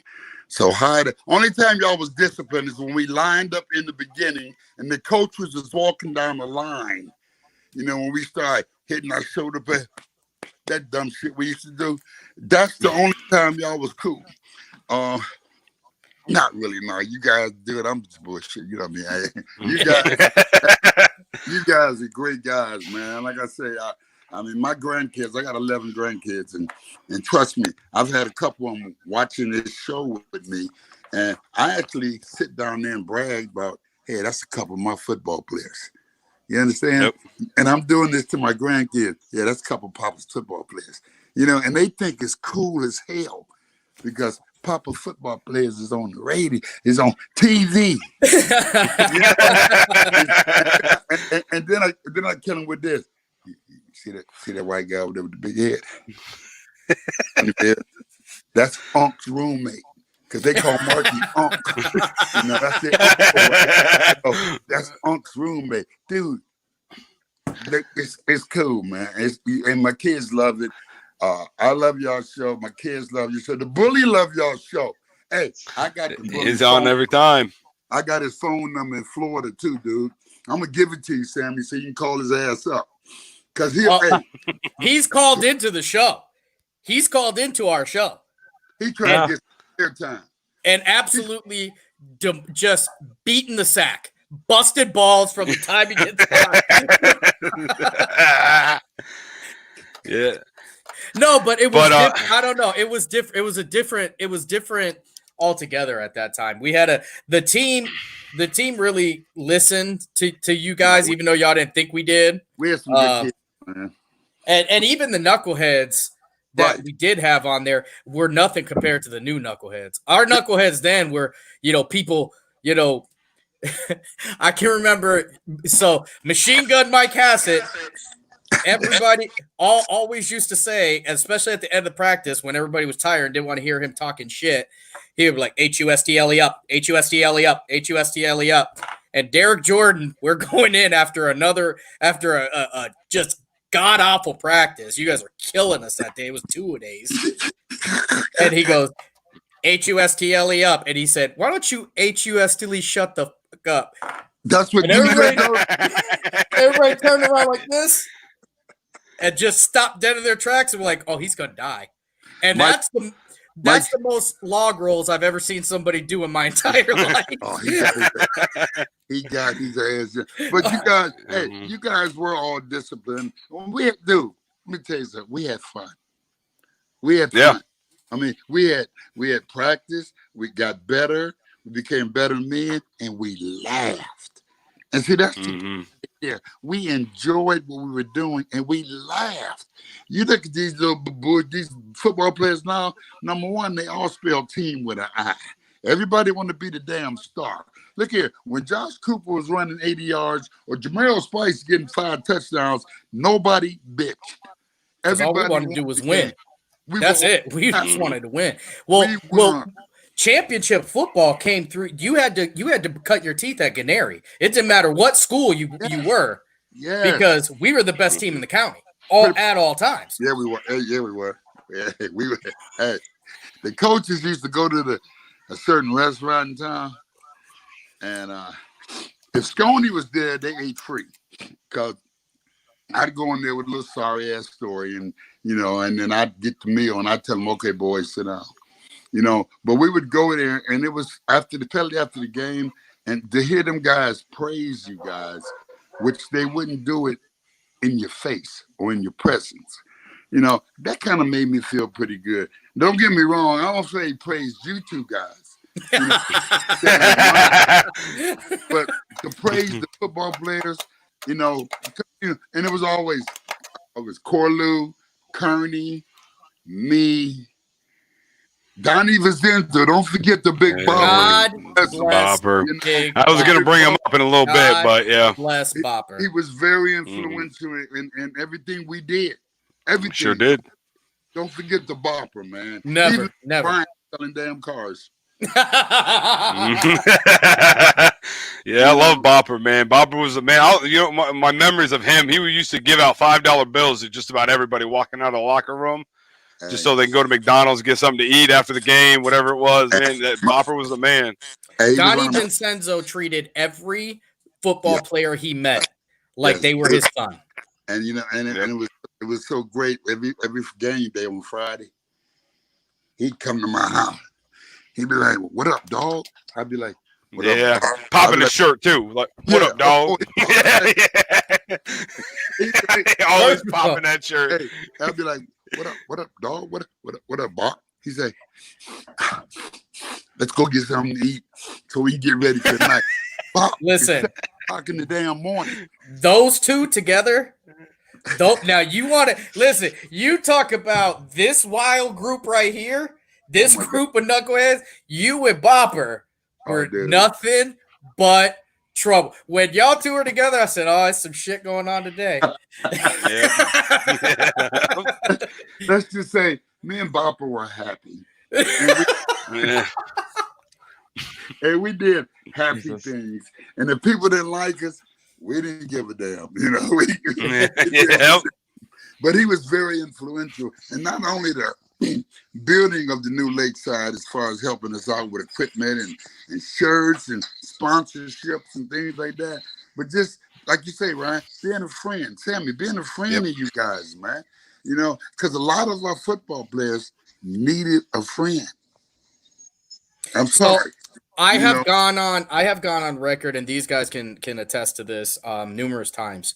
And this is my problem with the state of football right now in the county. We have guys that I can say for 100% sure that without coaches intervening at a very, very personal level, like you, like Sean, Bully, where these guys would go to their house and get these kids, they would not have played. And they're not guys like me who had clean jerseys on Saturday morning. They were movers and shakers. They were Solomon Thomas. They were Jamero Spikes. People forget, Brandon Berry. Coaches had to wrangle these kids in, had to go out and get them because, something would happen where they'd get pissed off or maybe, you guys were in the school talking to teachers like, all right, what's the grades going on this week? What's he going on with this? And if it's, the study table gets implemented and you guys making sure the studies are getting done, stuff like that. So it's really I don't know. That stuff doesn't happen now. That closeness where I'm lucky. I think everybody on this panel is lucky enough that at least for the large part of our childhood, we had fathers. We had that guy to raise us. But in a lot of cases, that makes a difference. In a lot of cases, that wasn't it, and that's where you guys filled in. You especially, Sconey, because you didn't give a shit. You were like, "Oh, well, you ain't got no daddy. I'm gonna be your daddy." Well, we gonna keep it clean, man. But I might have had alternative motives. But then let's go with yeah, boy. Man. Well, you're right, Sammy. A lot of them come from single homes, single parents. They didn't have a lot of stuff. Rashad Winford is a prime example. Right, stuff as simple as food. I mean, we had a couple of football players back in the day that, me and Coach Kearney or the Bully or whatever would go by their house, look in the icebox, and the shit be empty. It'd be a bottle of ketchup in there. And you want this guy to come out here, perform for you, run for 5,000 yards, 6,000 yards a game, tackle 150 people, and he ain't even got a meal. So, yeah, we did a lot of that back in the day. And you know what? If I had to do it again, I would do it, man. And to come to helping a kid like that, I would do it, man. I mean, and I don't know much about the coaches they got nowadays because I'm not here to down them. I don't know them. They don't want to meet me. I don't give a damn. I don't want to meet them. They can go take. Oh, I want them to meet you. I want them to meet you. They don't want to meet me. You know why? Because I got an attitude. They ain't ready to meet me. You know what though? It's not even an attitude because we were raised in an era that's just the way shit was. Thank you. You're gonna get smacked in the mouth and you take it like a man and you move on. That's just what it was. You earned your stripes to be on this team. Yeah. And they made you want to. Dude, things have changed so much. When you guys played football, they didn't have dial 1-800-KIDS. Because your kid did something wrong and you whooped his ass. See, you can't do that today. Because if you whoop your kid, he go, I'm calling children's service. Sconey's household is like this. Call them. They can take care of you. Get the hell out. Call them. But listen, Marcus Pearson, money. God bless you, because them big ass concrete hands that Sconey's got, I don't want no part of that. Like, I don't know what you look like. Sconey's hands look like he got to a UFC fight with a concrete wall. But you know what? Oh, no. You know what's funny about that? And Marky denies it. But I've never whooped a child of mine. I got 6 kids. And I thank God that I was able to threaten them with my voice. And I've never had to whoop a kid of mine in my life. And I'm proud of where Marky is now, Miranda, all my kids, because they're all doing positive things. Now, I never whooped them. Don't get me wrong.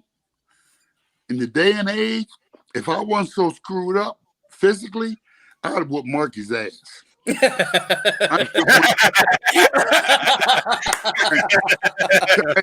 went to hit him and he grabbed my hand and he had me, he was just bending me all over the place, and he's like, Dad. I'm like, dude, hey, yeah, I can't whoop him no more. But if I could, Oh, dude, I'd beat the hell out of him. But I can't. He'd slap me and I'd be done. But he would never hit me. And like I said, I thank God I never had to chastise my kids like that. It ain't like I wouldn't, because like the book says, spare the rod, spoil the child. It ain't like I wouldn't. It's just that I could always growl.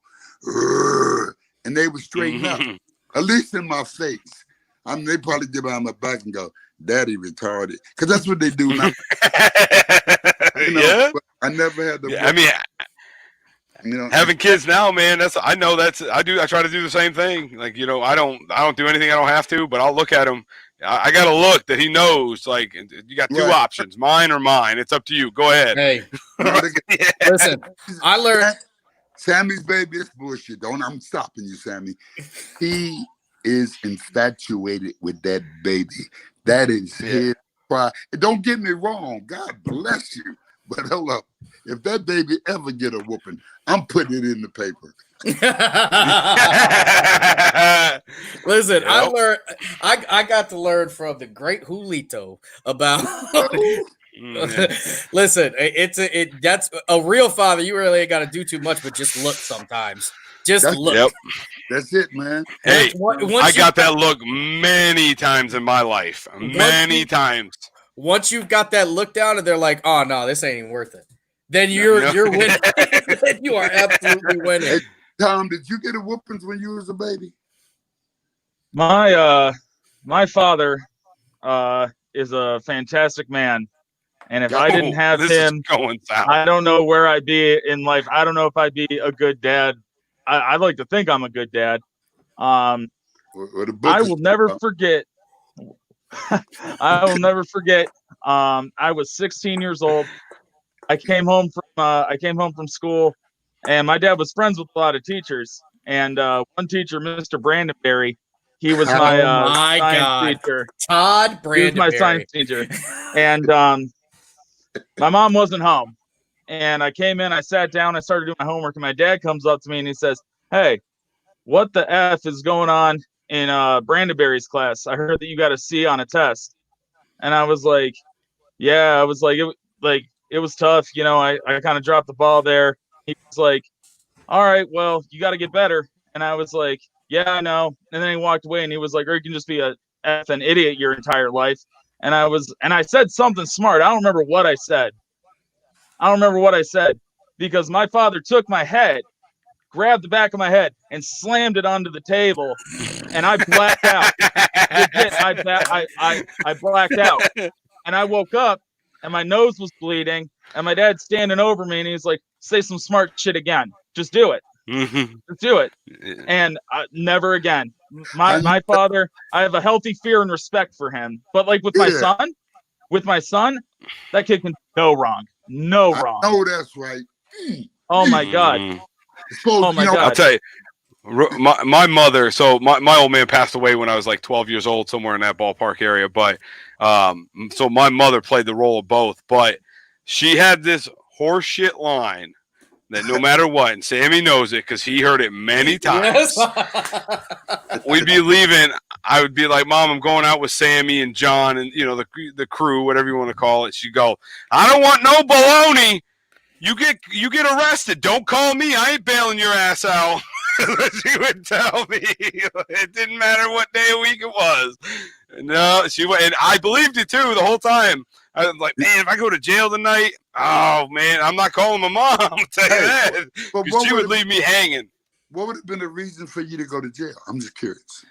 Oh, yeah, we did a lot of dumb shit. I don't know if we should talk about all that. It wasn't really bad, like prostitution or nothing, was it? Me being a prostitute? No. No. Ryan, I don't think I make much money. Hey, you know what? I'll take it. Hey, that's what I'm getting. Oh, you want that title? Hey, that's cool though. Hey, that's cool. Hey, like I said, I still like you though, Ryan. You still my dude. Y'all all my dudes, man. I can't wait to. Hey, I want to take y'all to lunch, and I'm about one. You gotta go. Listen, I'm about one burger, and we're gonna split it in fours. Hey, I just got a text Oh, from man. Joe Rich. I just got a text from Joe Rich to say, these idiots don't know what the half they talking about. Hey, you got to get the show, dude. Listen to me. No one can put it down like the bully. I'm sorry. You know, the bully would get mad at you on your show. Now that take balls. That take balls. Oh, he does. You He know? does. Hey, I'm Oh, he gonna gets give, mad, I bro. love He it. gets mad. listen. and I'm gonna. I love that. You know, I want to give you guys my my Joe Rich bully story because All right. bully was a ball buster, much like you, but bully also took up for people, much like you. Okay. So Okay, Sammy. my senior year, we go down to Jefferson. This is the same Jefferson game that while we were doing running back and wide receiver drills, they decided that they were going to put 45. They were going to put 42-0 on the scoreboard, On the as if they were going to beat us 42-0. Yeah. So we go out on the opening kickoff. We put Jamero back there. He runs it back. Corlew loses his mind. I don't give a shit. We'll put 100 on him. I don't care. Keep it going. Yeah. Yep. So we start getting out there and just hammering people. And I mean hammering. McCoy ended a football career that night. John McCoy laid the hardest hit I've ever seen on a human being on, was it Stainfield? I think it was Stenroos. No, it was Stainfield. Drew Stainfield, who was their He was the fullback. stud. Yeah, he was the stud. Their stud fullback, and McCoy Right. hit him, and I think he gave him like neck damage. They had to bring him out on a stretcher. And I remember everybody, to this day, I still remember everybody's on a knee, and McCoy's doing that stupid ass hillbilly shake, and we're like, dude, he's hurt. He did too. Yeah, like he's down on the ground. He's like, oh, and so He's whatever it is, man. Yeah, he's like, yeah. And meanwhile, poor kid's on the ground having convulsions. And we're like, somebody get that idiot. So, Oh no. anyway, strike down. We're up 28-0. It's the third quarter. We can't possibly lose a game at this point. So, Joe Rich is like, you know what, Sammy, I'm gonna put you out there. Let's get you out there on kickoff return or on kickoff. So I get out there. We're on the huddle. Joe Rich looks at everybody. He's like, all right, it's going to be regular kickoff. He goes, they like to run reverses. And then he turns right to me and he says, Sammy, don't bite on that damn reverse. Stay in your lane. I said, all right, coach. He goes, no, Sammy, chew in my face. Stay in your lane. Don't bite on that damn reverse. All right, coach. So we go out there. We kick off the ball. They run that reverse, and without even a question, bite on that reverse. Follow them all the way to the other side of the field. I come back. They do the reverse. I get hit crazy hard in the side of my helmet.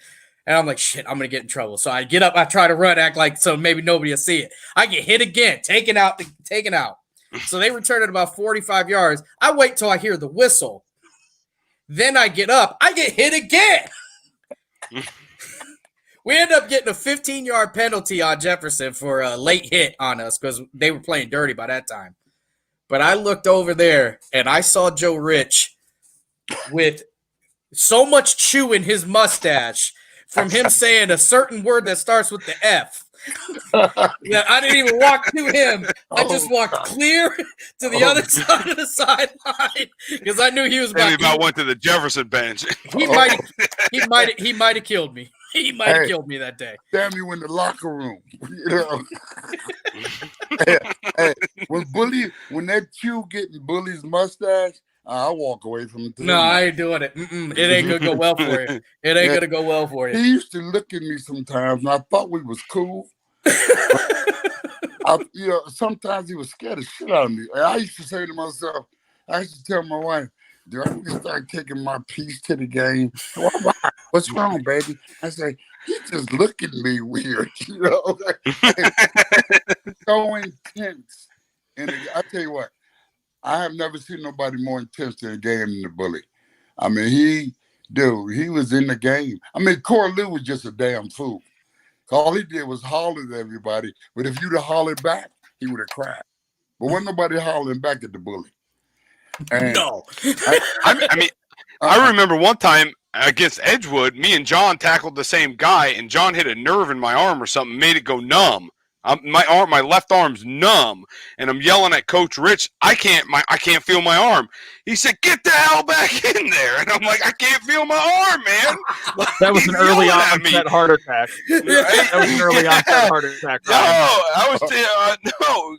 McCoy, we tackled at the same time, but McCoy put his helmet into the back of my shoulder when he hit him, and I could not feel my left arm for a solid 5 minutes, and he would not let me come out of the game. I didn't know what to do. That's the bully. You know what you did? Yeah. Listen. Yeah, I did.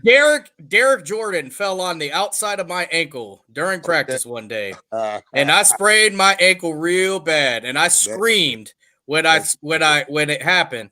So they bring out the team trainer, a dude named Randy at that time. Yeah, it was Randy Ship. I'll tell you who it was.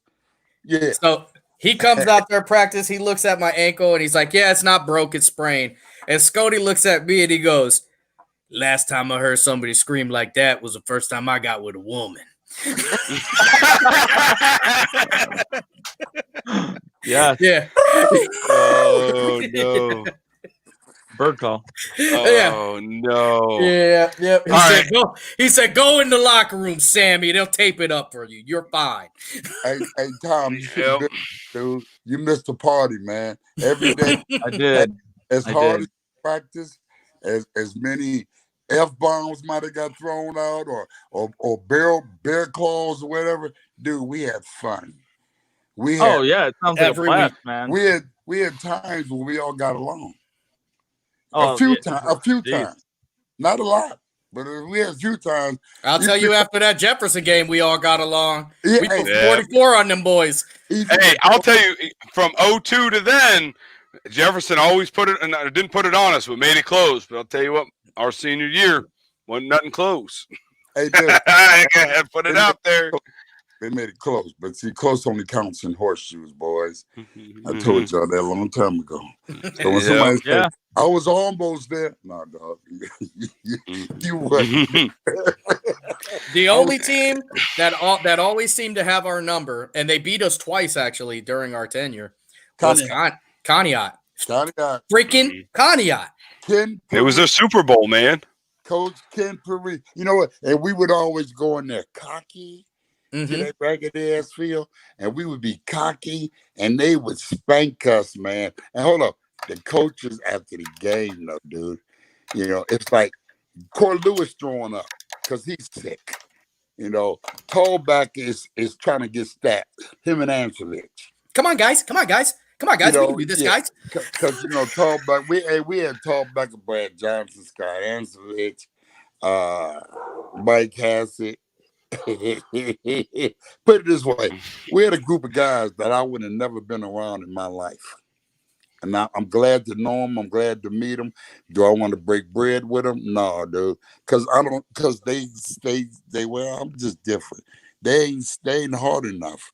You know, they want to holler at you kids, but they got sugar in their tank. Okay, anyway. And I hope they watch. I don't give a man. What they gonna do, man? I'm old, man. You know, and I know Sammy got my back. Always. Now Ryan, he might go tell somebody. I don't know. I couldn't even tell you how to get a hold of these people. And you might tell Jake Newsom. You know. Oh, here we go. Who's Jake? Who, the Tom Brady fan for life? Yeah. He think Tom Brady is bad, dude. I'm sorry. Hey, I'm not saying he's not. He bad. Hey, if they play this shit, he's gonna be bad again. I'm sorry, Ryan. If you sit there and think Tom Brady sucked, dude, you're a damn fool. No, I'll never say he's not. He's one of the greatest quarterbacks to ever play the game. He got rings, dog. He does. One of our panel members got rings too. Who? Tom. We got our own Tom Brady. His name's Tom Roth. He's got the Chevy. He's got those Chevy. Do I need to go get it? I mean, you always talking about your drip. Give me a sec. Hold on. Oh, Hey, that's right. Yeah, I do. I got Rich's back all the time. That's what he said. what did he get a ring for, man?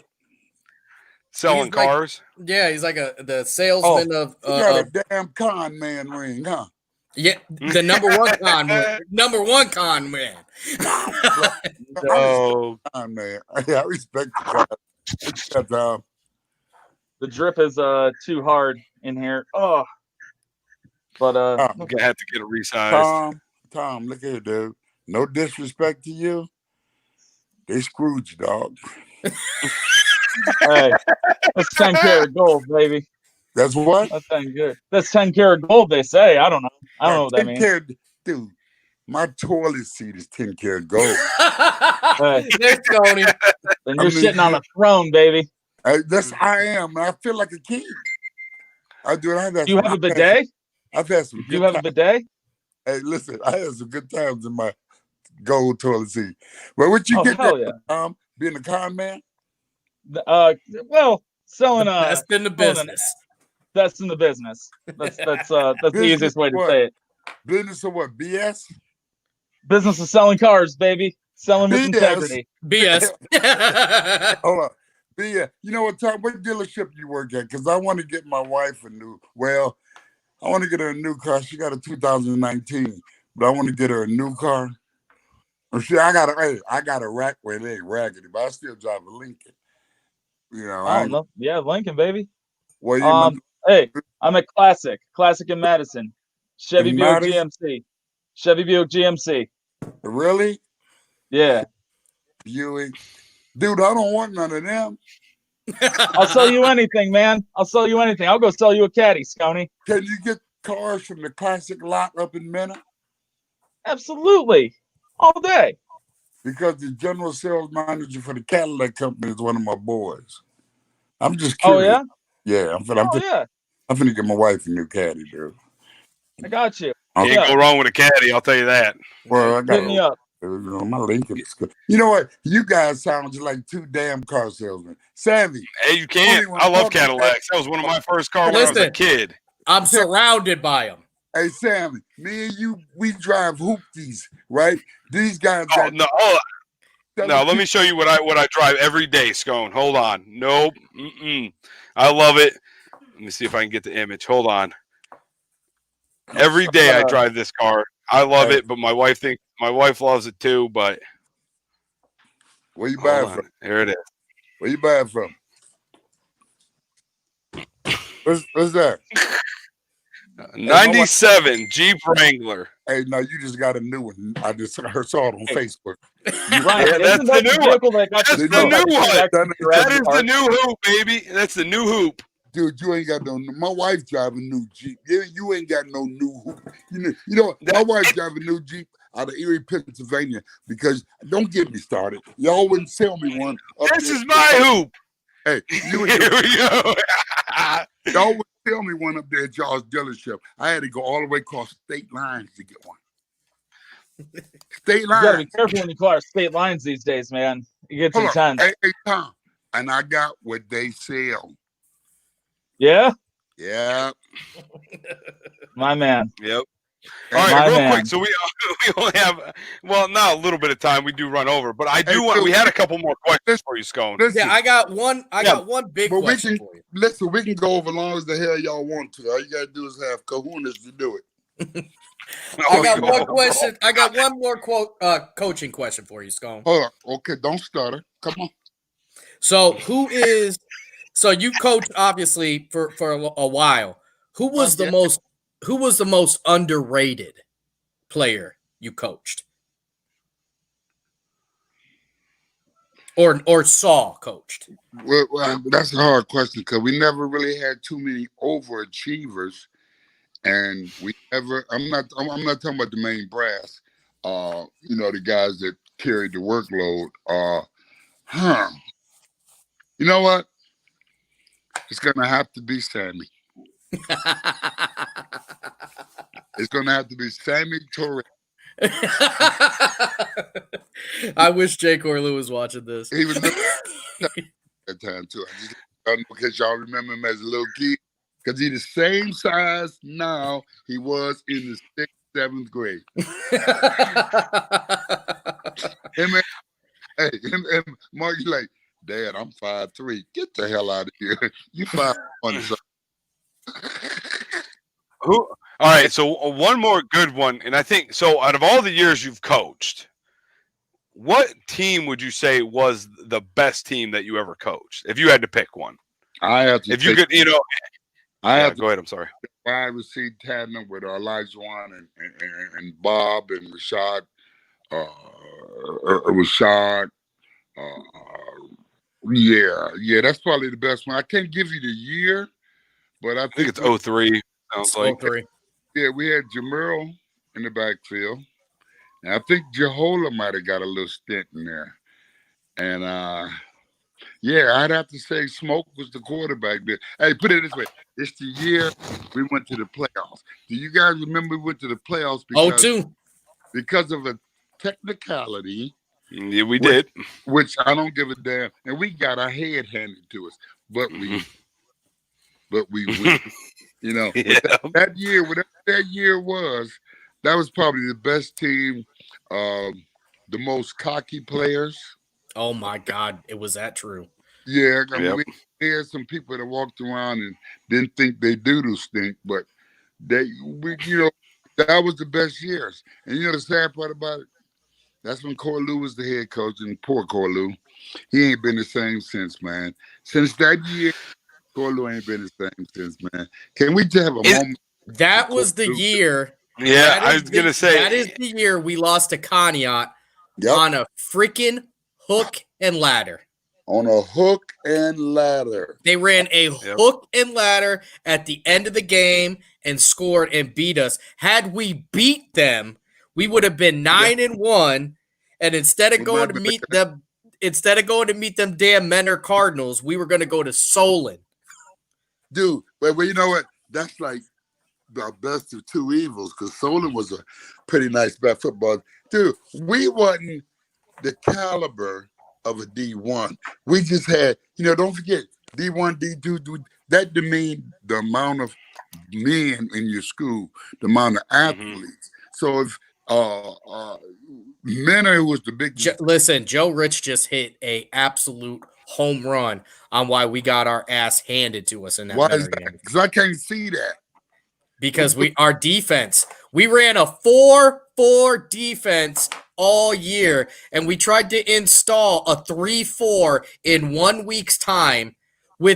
Now listen, I'm all of 5'3", and our starting quarters in that game were Chris Turner and Perry Carbacker. Perry Carbacker is dope, and Chris Turner is dope too. But they together, if they're on each other's shoulders, are only 6'2". Pretty much. Like, they were just as short as them. So Menor came out. I'll never forget. They came out in a spread offense, 4 wide receiver set. Woo!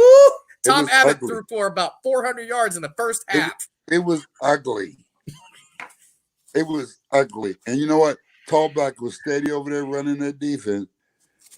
He was so animated. Oh yeah, doing this shit. It's like, dude, we getting the bejesus beat out of us. I would just shut the hell up. Come on, guys. I would shut up. Standing on his tiptoes. On his tiptoes the whole time. Oh my God, man! Ain't never tasted no hair. Yeah, boy. Look at that smile. That is such an evil smile that you have, Scone. You just look like Listen, that goes down as one of the top 10 funniest things I've ever heard in my life. Mm-hmm.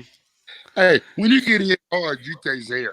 And nobody say, if you don't taste hair, you didn't get hit hard enough. Many times in my life, I'm like, now I know ain't no hair in my mouth. I got the hair knocked out of me.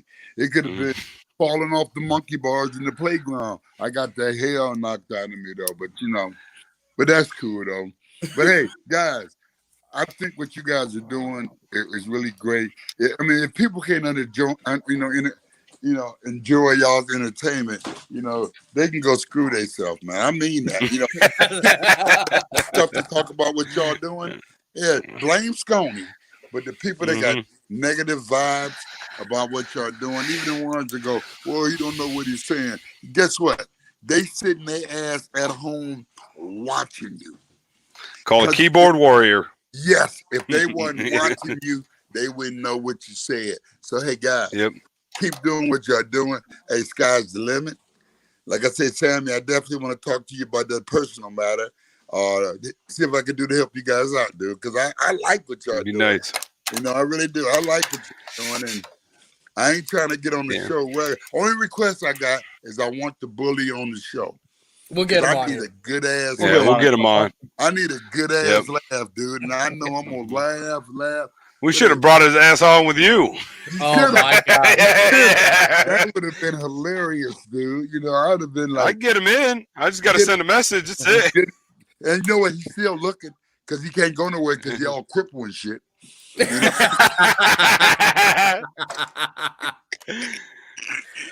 Oh my god, no.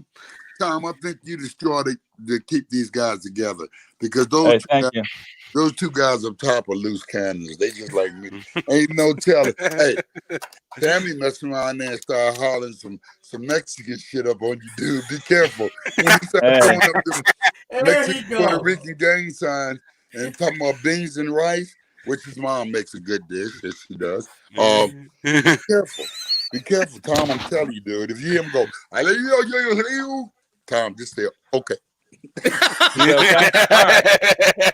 Hey, listen, real quick before you go, I just wanted to shout out real quick here. I don't know if you remember back when Marcus and I were in college. So my dad couldn't come down. He couldn't visit me. He was sick. I could only talk to him on the phone, and I had studies and stuff. I couldn't really make the trek back to Ashtabula all the time. But when you would come down, you said one thing to me one time, and I'll never forget it as long as I live, I don't think. And it was and I was kind of down, like some stuff was happening, and like you kind of saw it, I think. And you said to me, like you put your arm on my shoulder and you looked at me and you said, "Hey man, if you ever need anything, your Uncle Sconey's just a call away." And you gave me your phone number.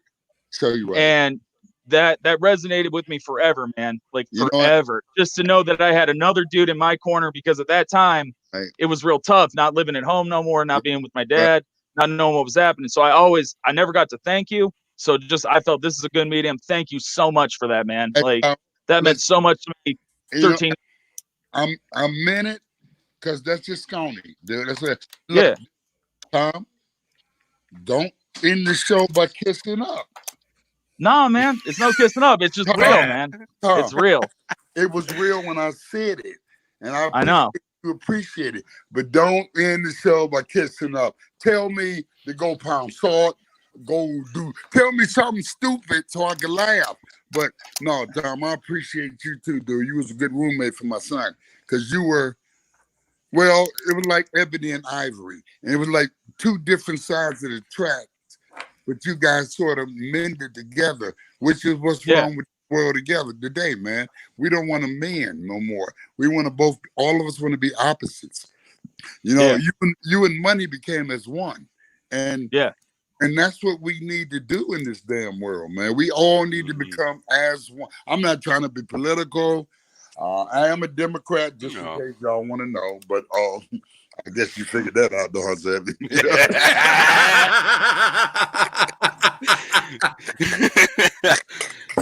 But hey, thanks, Tom. I really thank you, man. And like I said, you got, guys, sky's the limit. Y'all keep doing what y'all doing. Only your biggest enemy that can stop you is yourself. And that's it. Only thing stopping you. Ain't nobody else tried no shit like this in Beulah. And you got a bunch of naysayers and a bunch of people out there saying, oh, they idiots. Oh, they don't know what the hell they talking about. Hey, dude, damn them people, man. Y'all keep doing y'all's thing, because I'm like, as long as Sconey over there laughing his ass off, the show is okay. Trust me. Sammy, I really want to help you, buddy, with this. No, thank you. Yeah, we're gonna. That's what I just messaged you. Stick around after we run the credits because we're definitely gonna go. But let me take my time right now to tell you. First of all, thank you for being on the show because guys like you, your radio career and just who you are, unabashedly Sconey for life. Don't forget my radio career too. I did retire from the Cold Docks, but go ahead. That's one of the reasons why I actually got into doing this, because I got to listen to you and Roger on there talking all kinds of crazy stuff, and I've always looked up to Joe Pete. I think Joe Pete was a pioneer around here. So God rest his soul too. Yeah, Joe Pete, Tony, I want to put my shoes under your bed. I used to go, okay.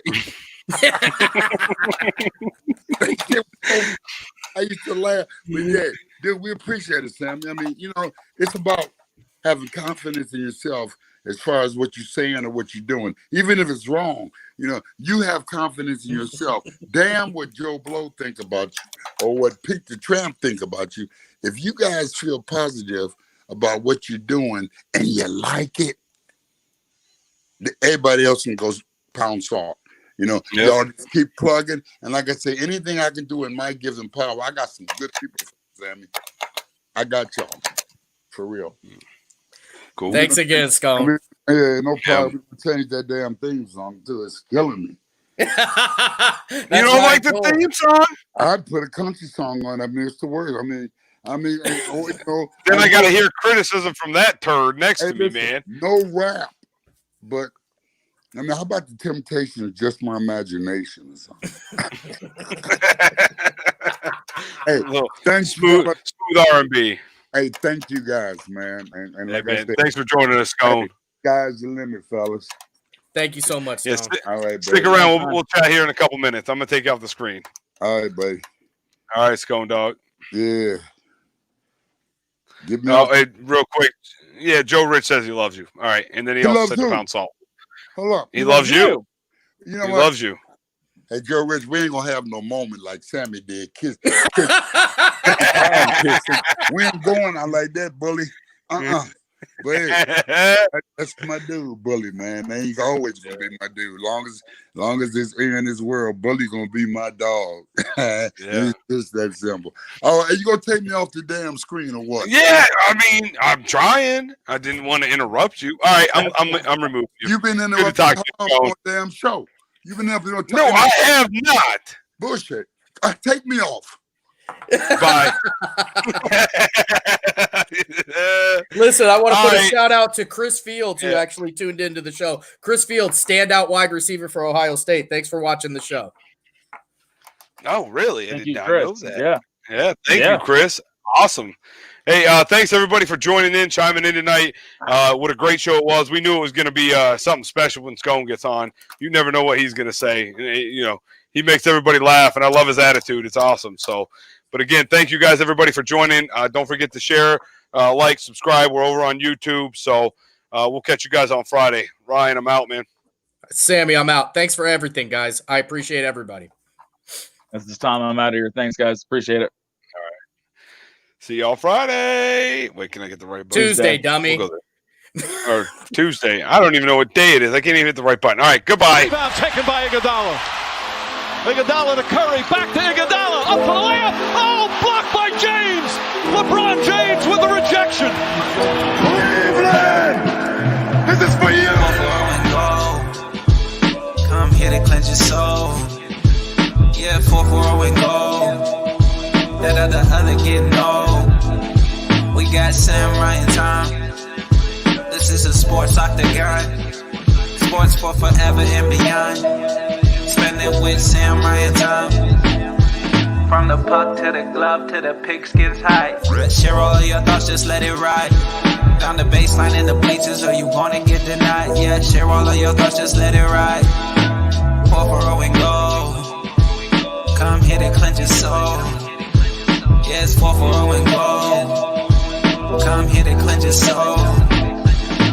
The Browns Super Bowl contenders. Hey, listen, when we start talking about what wins Super Bowl. We talk Super Bowls, we talk about talent. The Browns, they have the talent. They have it.